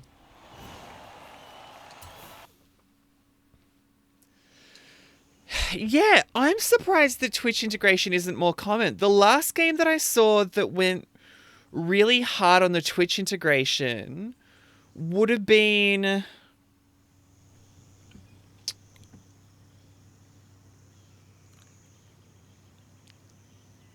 Hyperscape? I don't know if you ever played Hyperscape or watched people who were streaming Hyperscape. But that was cool. And of course, unfortunately, no one ever played it, so it got shut down. But I need one more. And one more clean racing skill. Yeah, Hyperscape was great. And if you were streaming it on Twitch, people could vote for events. Yeah, it was a buggy mess, but it looked beautiful. I remember getting some really beautiful screenshots in that game. Like some digital art. Like it was gorgeous. Just a shame that it flopped.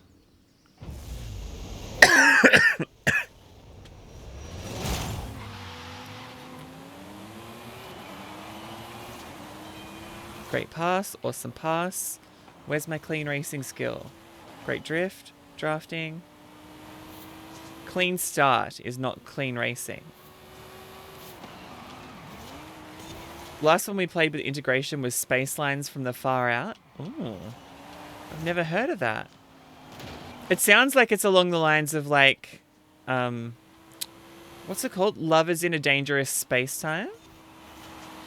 It's multiplayer, but with Twitch chat can vote to either help or hinder the team. Oh, that's cool. That's very cool.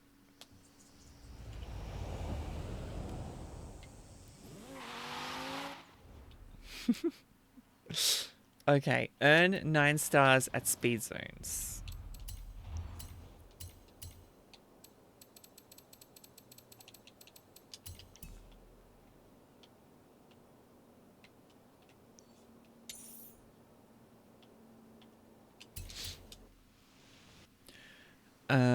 Yeah, I don't even know what kind of the next generation of Twitch integration looks like.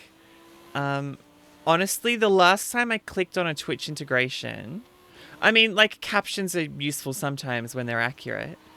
But the last time I, like, wanted to engage with a Twitch interaction, with a Twitch integration, would have been, like, on the weekend, because Pokemon Worlds are on at the moment. And I was watching the Pokemon Unite World Championships. And they were like, oh, if you click on this thing on the overlay, you can see the bracket.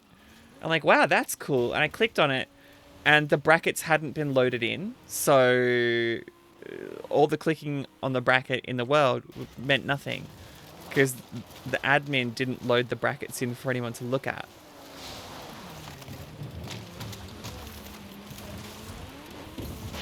But I feel like if you're running a big brand like a Pokemon or like a League of Legends or something like that, I feel like your audience gets so much out of that. I remember NBL built one. So NBL, Australia's National Basketball League, for a year streamed every single game live on Twitch. It was sick. It was so good, right? And they had an overlay that had, like, live scores coming through from other games. Like, it would just, like, float on a ticker that looked like the ESPN news ticker. That was a cool integration. And it worked for about 3 weeks, and then it broke.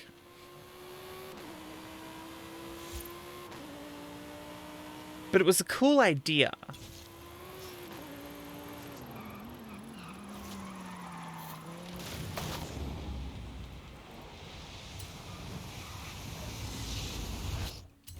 One more. There we go. I thought it was a clever idea. Oops. Oops. No.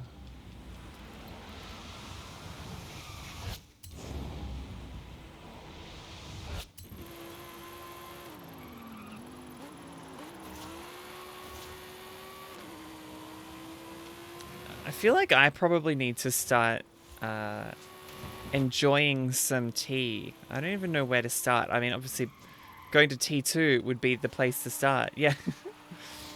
It's TNT. That's what you're watching. It's an explosive combination, Ari. You've arrived at your destination. Well, it's explosive if you buy the wrong kind of tea, I'm sure. Speed zones. Speed zones. Where have I got other speed zones?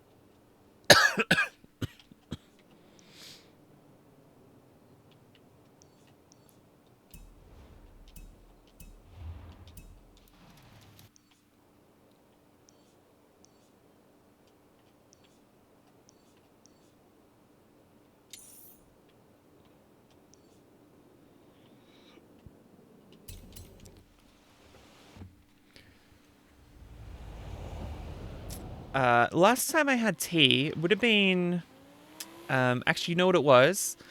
It was at my brother's graduation. And they had a bunch of T2 tea there for people to enjoy. And I had a Melbourne breakfast tea. I don't remember specifically what the combination was, but it was nice.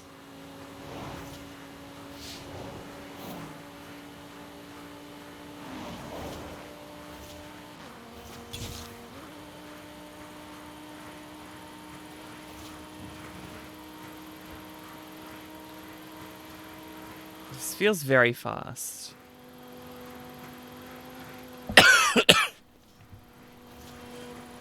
I don't know. Dan, are you a tea drinker? Seabob, are you a tea drinker? You have arrived at your destination. So close to 300 there. Turn sharp left. Turn sharp left. Recalculating route. Kulin.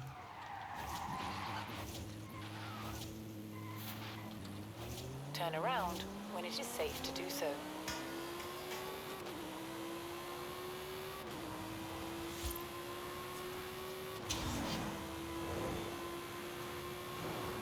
All right, let's get some more stars.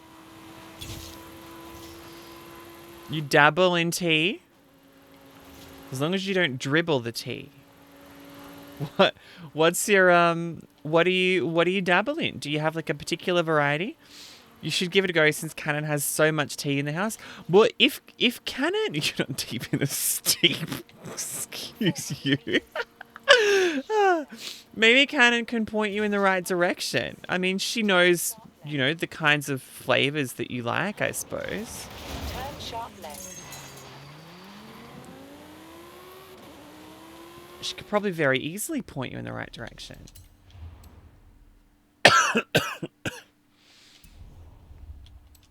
I'm gonna try a different speed zone. Let's go this one.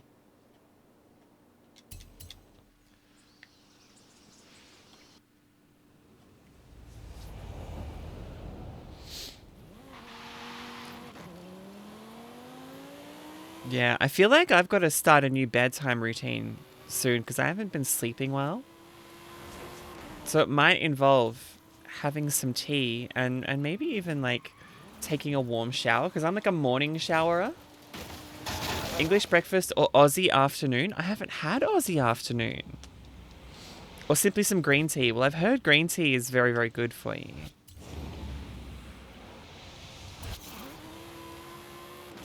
I had heard that.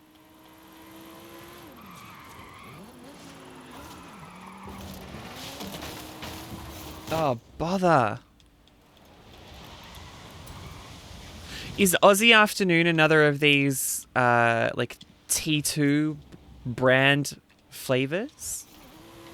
We're going to have to look up the shop in a second. Full of antioxidants. Auntie who? I don't know. Auntie Donna? Yeah, I love them. They're funny. Tea has caffeine in it. Prob's not best for the sleepy time unless you're going green tea. Yeah. That's my understanding. Is that you'd have the... It's a Twinings flavor. Okay. You'd have the green tea to help you relax.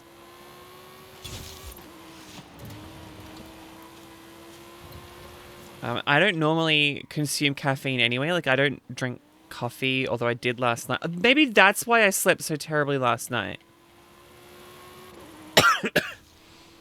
That'd probably be it. Hey, I had a fucking garbage sleep because on the way home from the gallery... Oh my god, it's done. On the way home from a gallery, I had a caramel latte dare.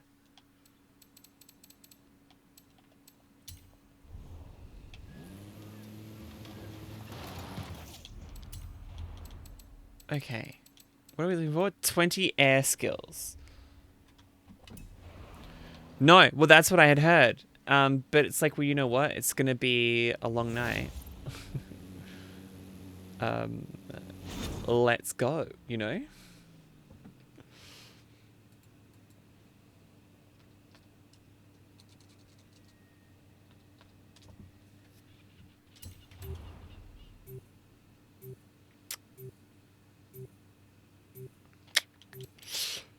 get in the Norble. And as we wait for that to load, let me just slide across here for a sec. And give it the old... Hey, here we go. Hey, hey, hey. They have matcha as well. Tea. Tea. Green tea. Alright, we're loading it in the background.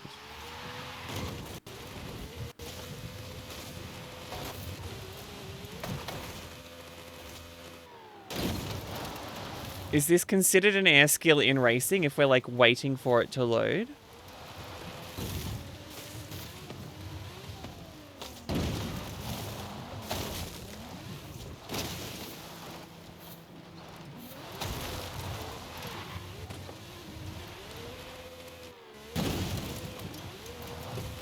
Because I've scored a lot of air skills here, and if they count, I may not even have to do the race.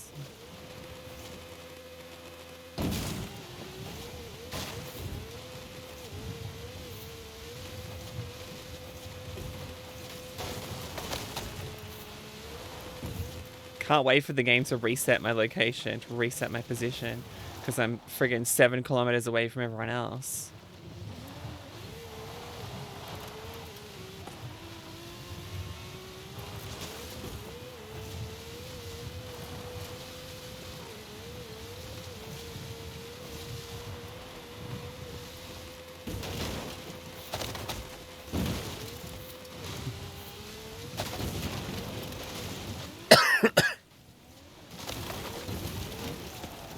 Okay, while we slide across here, here's some green tea options. Like China Jasmine, that sounds nice. Okay, yeah, they all look basically the same. Sencha, I've heard of Japanese sencha. And I had heard of China Jasmine, but I don't know what the... There's like a specific one that I was reading that's like really, really good for you. Like especially good for you. Is matcha considered green tea? Jade Mountain. Still waiting for players to be ready. Cool.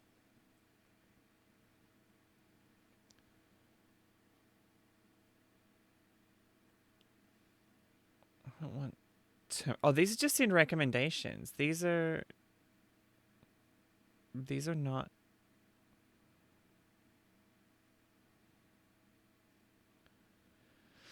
Yeah, I don't know. I don't know.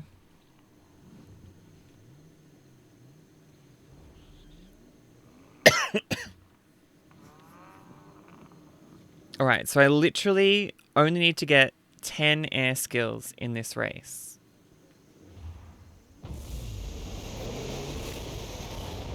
I don't even have to contest it, do I?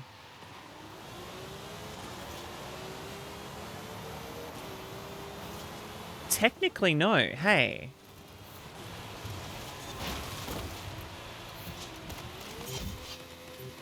Air, ultimate air.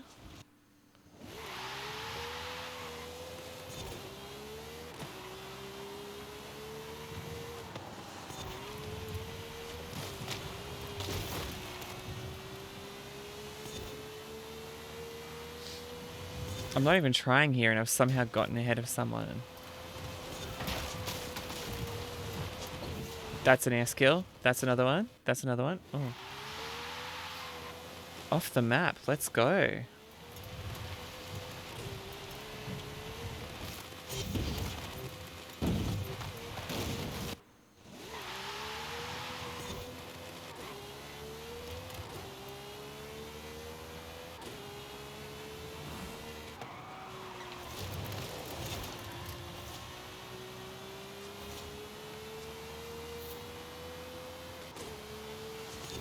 That's got to be air there, surely. Great air. Great air. Air. Drift. Air. Great drift. Yeah, if you ever need to build up like a quick skill score, jumping in this car, the Noble M900, I think it is. It just... First of all, it goes. and then it slides. Even if you don't mean for it to slide, it starts sliding. Like, that was me, obviously, you know, clicking it and telling it to do so. But it just goes.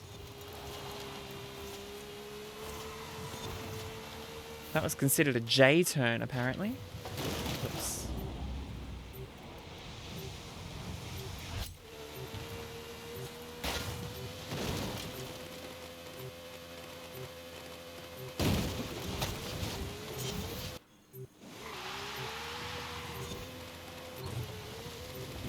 How many more air skills can I get, do you reckon?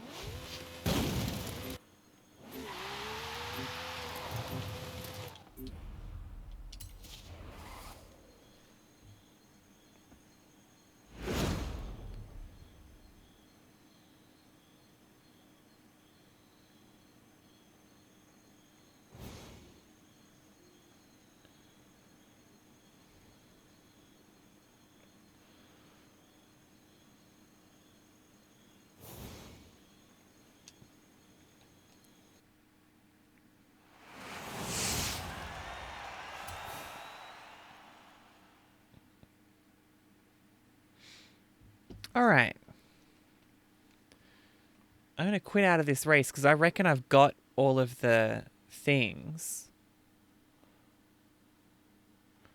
Sorry, I'm still scrolling. Beauty Queen? I mean, it's loose leaf, so I'm not interested, but like... This sounds like the tea for me.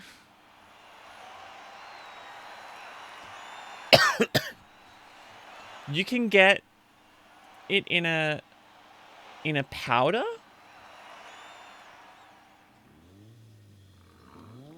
That surprises me.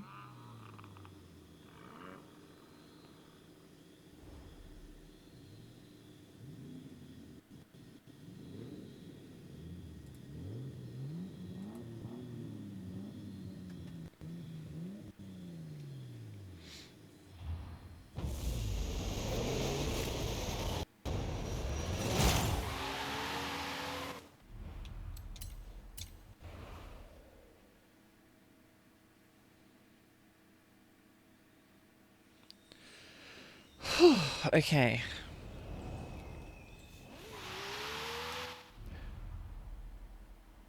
Did I do it?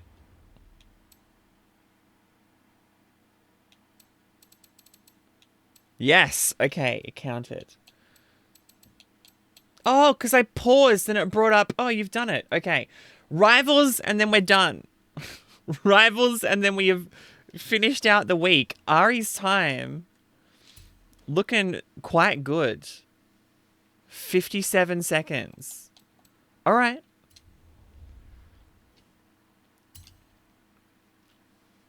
Hot lap in the 2021 BMW M4. Okay. Competition.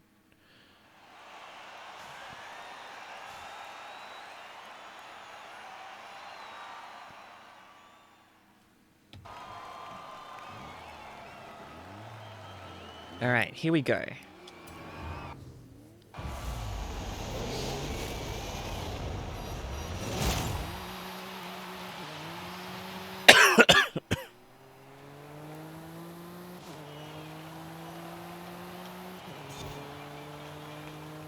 So very, very tight corner to start with. Ari's got the right line into it, that's for sure. I just realized I can't see any of the information. Here we go.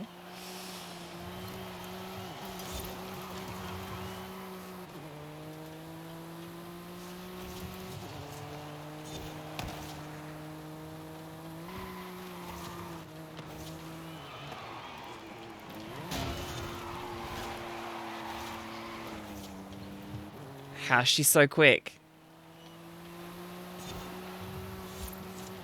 I feel like if on the second lap, because it won't be from a standing start, I feel like I should be able to beat her from that.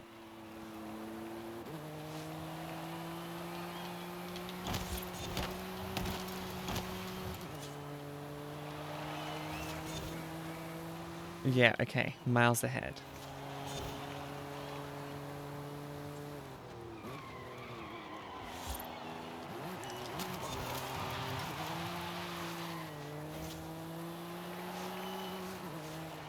How's that sunset? Oh my goodness. That dusk color there. Oh, gorgeous. Flagged lap. I was too busy looking at it.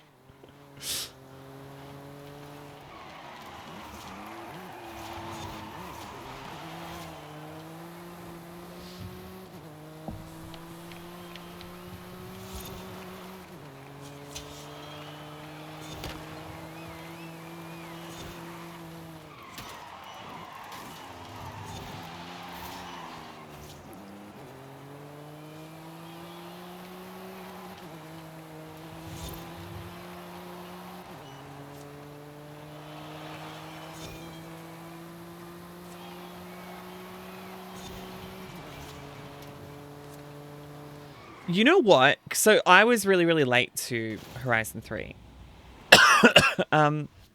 Actually, I've set a clean lap, so I can just quit here. So I didn't play Horizon 3 until after Horizon 4 was out. And Horizon 3 was EOLing, and they were like, hey, you know, we're reducing, if you want to buy it, it's $25, and then it's not going to be on sale anymore. I'm like, hey, bargain, I'll buy it. And so, like, my first time playing it was after playing Horizon 4, so I feel like I was a little bit spoiled, right? But you're right. It's represented really well. It's not realistic, but it's immersive. It's authentic, if that makes sense. It feels right. You know, the obviously certain the Great Ocean Road is not above Sydney. Is not above Byron. It's not north of there. But it feels authentic. Like there's a town that you drive through and it feels like a little like a beach town, like Torquay or something.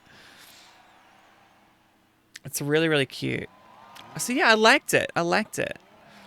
And given that, you know, Horizon 4, all the people from the UK were like, yeah, this feels really authentic. I'm imagining that Horizon 5 feels similarly for the good people of Mexico. Yeah, it's a nice cross-section. Geographically, it's a bit, how you going? But I think in general, I think it was really, really well done. Especially given that it was released, 2014? 2015? 2016.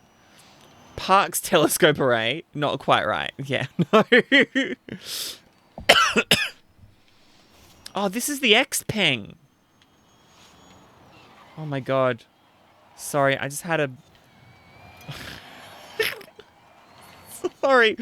I just had an absolute flashback because the logo looks like the Mixer logo. Right on the front of the car there. I looked at it there and I was like, oh my god, is that No, it's not Mixer. It's the X from X-Peng.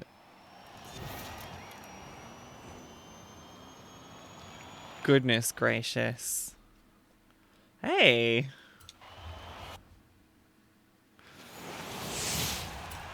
I like the thought of putting in the Parkes telescope array. You know what I mean? I like the effort that they went to go like, okay, what is something that we can have? Obviously, because they can't put Uluru in, but you know, what's something that feels right? You know? Okay, have we now gilded the week? That looks pretty nicely gilded, I think. 57 of 63.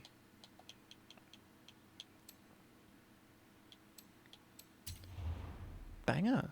We're done. All right. Well, that'll finish the stream for today. We made it. We bloody made it. No more bonuses in there. No more car mastery that I need to buy in here. Ooh, yeah. Mixer buried next to Kazaa and Xbox avatars. Oi, I've still got... Look at this. Hang on. Oh no, it's gone. Wait.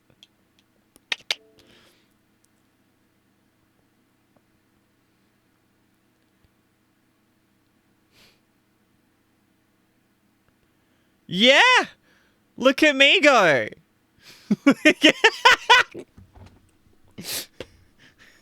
You thought this was buried! Bitch, you thought!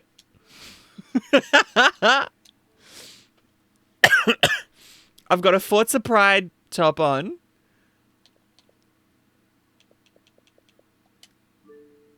I'm looking comfy in the shorts. Where's the...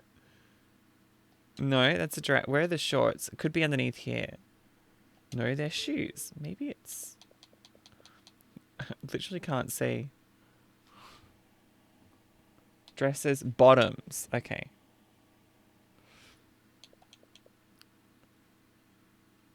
Can't use leggings on the pole, can you? Look at it. Look, that. You know what? That's actually probably more my color. I can't zoom out. There we go.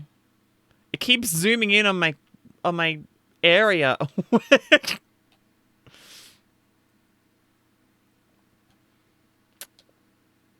And those shoes could be better.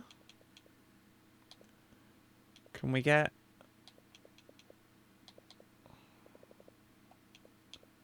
I mean, if you're gonna, right? They don't look comfortable in those things. Why to save? Sure. I'm sure all 3 people who look at Xbox avatars will appreciate that. Xbox original avatars are in here as well. I don't know what these are. I don't even know if I should... Ooh, okay.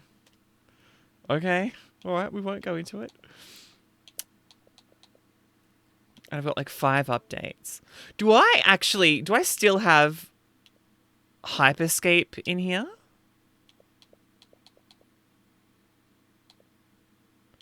Yeah, I do! Oh no, it says you need to download it. Okay, so it's not on there. What's in games with... Oh, hang on. Yeah, I haven't looked at games with gold this month.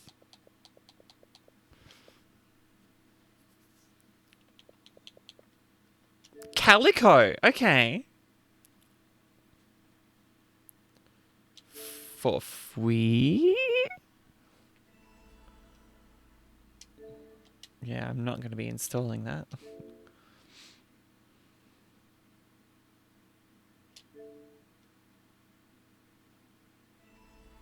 Got it.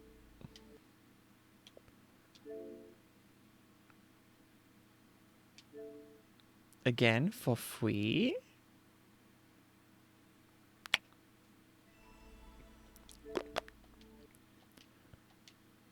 Alright, got some free games there. I'm just going to make sure they're not installing now. Of course they are. Queue. Cancel everything.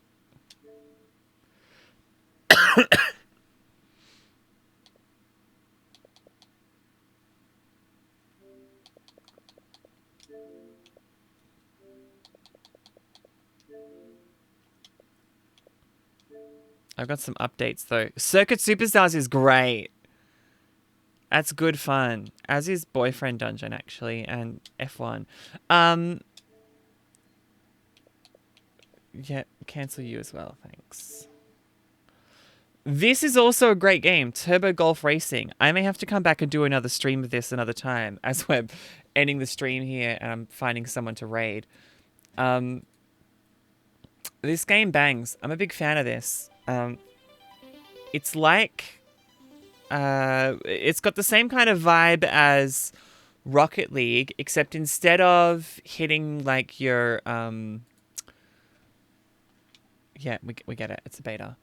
Instead of like the kind of battle, like a soccer kind of thing, you got to push your ball into the goal. Oh, how sick is that? Okay, well, I need this. I need the rainbow avatar. That is essential. Equip it. You're worried it's dead already? I mean, look, it's a new game. They're working on it.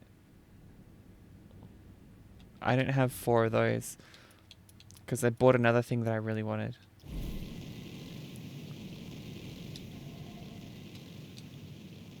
When does that expire? 2 hours? I'm going to be playing this off stream. I'm not even going to lie. Yeah, I mean, look, I'm super new to it, right? So the fact that it's a new game, it's only in beta, so it's not going to be like dead. I know it's coming out in a few different places that they're working on it. But I think it's cool. I think it's a very cool idea for a game. The gameplay is tight. The gameplay is fun.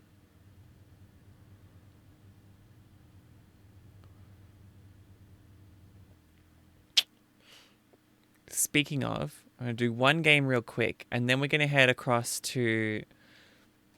Actually... Well, I'll let you have a choice. We can keep the golf thing going, and we can go across to someone playing golf with friends, or we can go to someone who is... Or we can go to everyone's mate, Yagomi.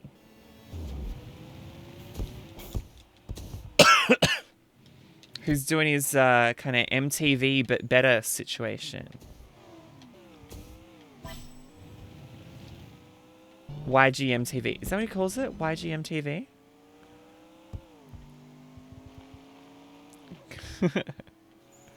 Just one game. Well, I only need to play one on stream because I do have to raid someone.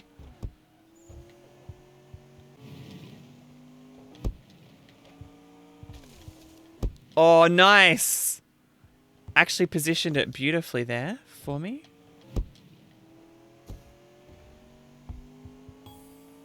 Get around the hill, get around the hill, get around the hill. Get in the... Oh, I just went underneath it. I would have loved if that had gone in.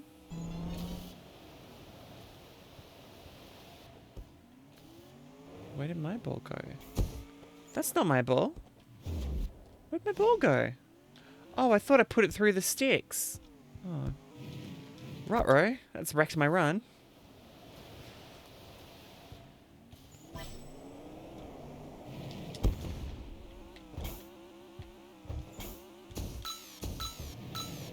Ah, damn it.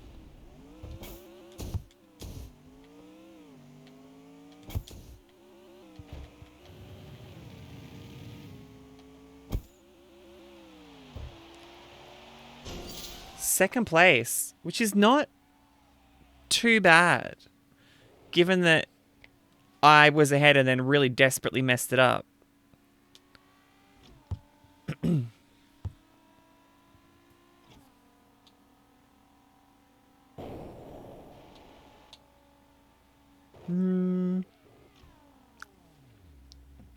I don't even know what that face is. Good shot, thank you.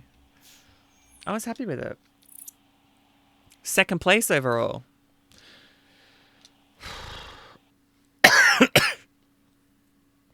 What are we vibing? Yagomi? We might head across to Yagomi again. I know we've been doing it regularly lately, but he's streaming and he's having a good time.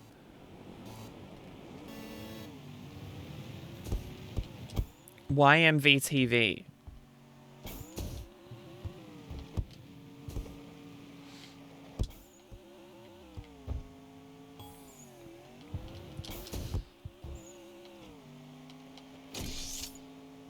Oh, you absolute turd. Go. That's a great hit there. It took me so long to figure out that you can, if you want, just like hit it like that.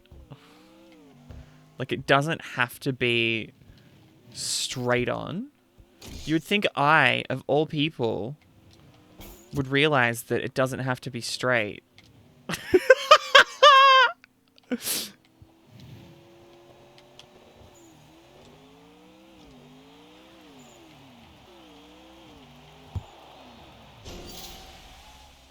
Second place again. Do you think I would realize? And yet, here we are.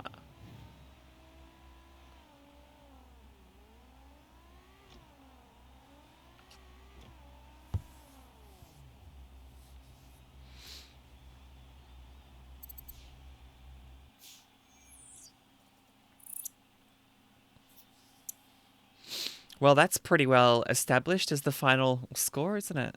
Downtown Blitz.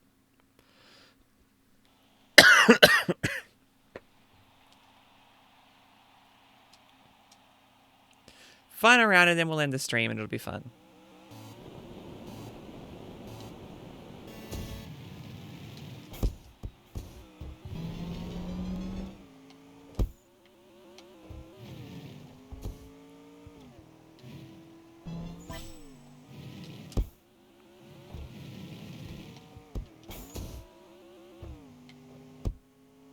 Oops. Foolish.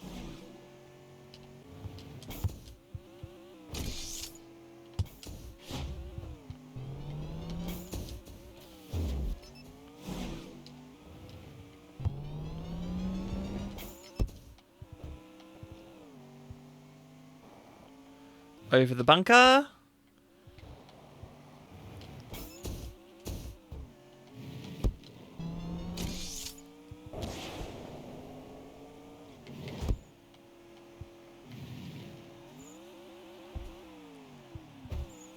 I think it helps that most of the levels are downhill. So you've got a pretty fair idea of where you're meant to be going.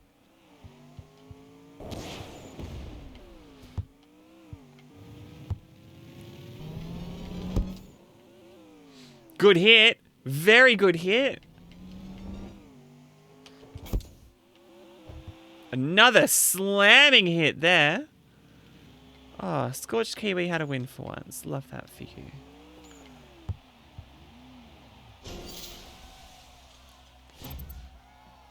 Okay, let's end the stream there. We're going to raid... How's this person doing?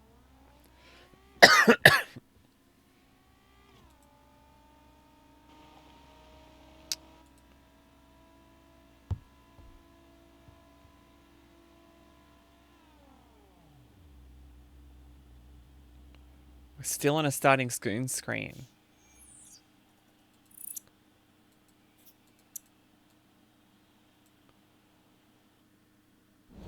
Oh my god!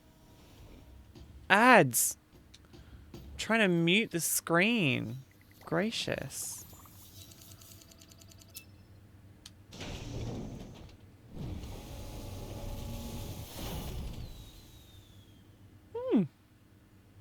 Cool. Alright, let's end the stream there. Thank you all for hanging out. Thank you, V Phoenix, for the raid. For the follow, sorry. Back. Cool. To lobby. Yeah. Oh, hang on. Is it even happening?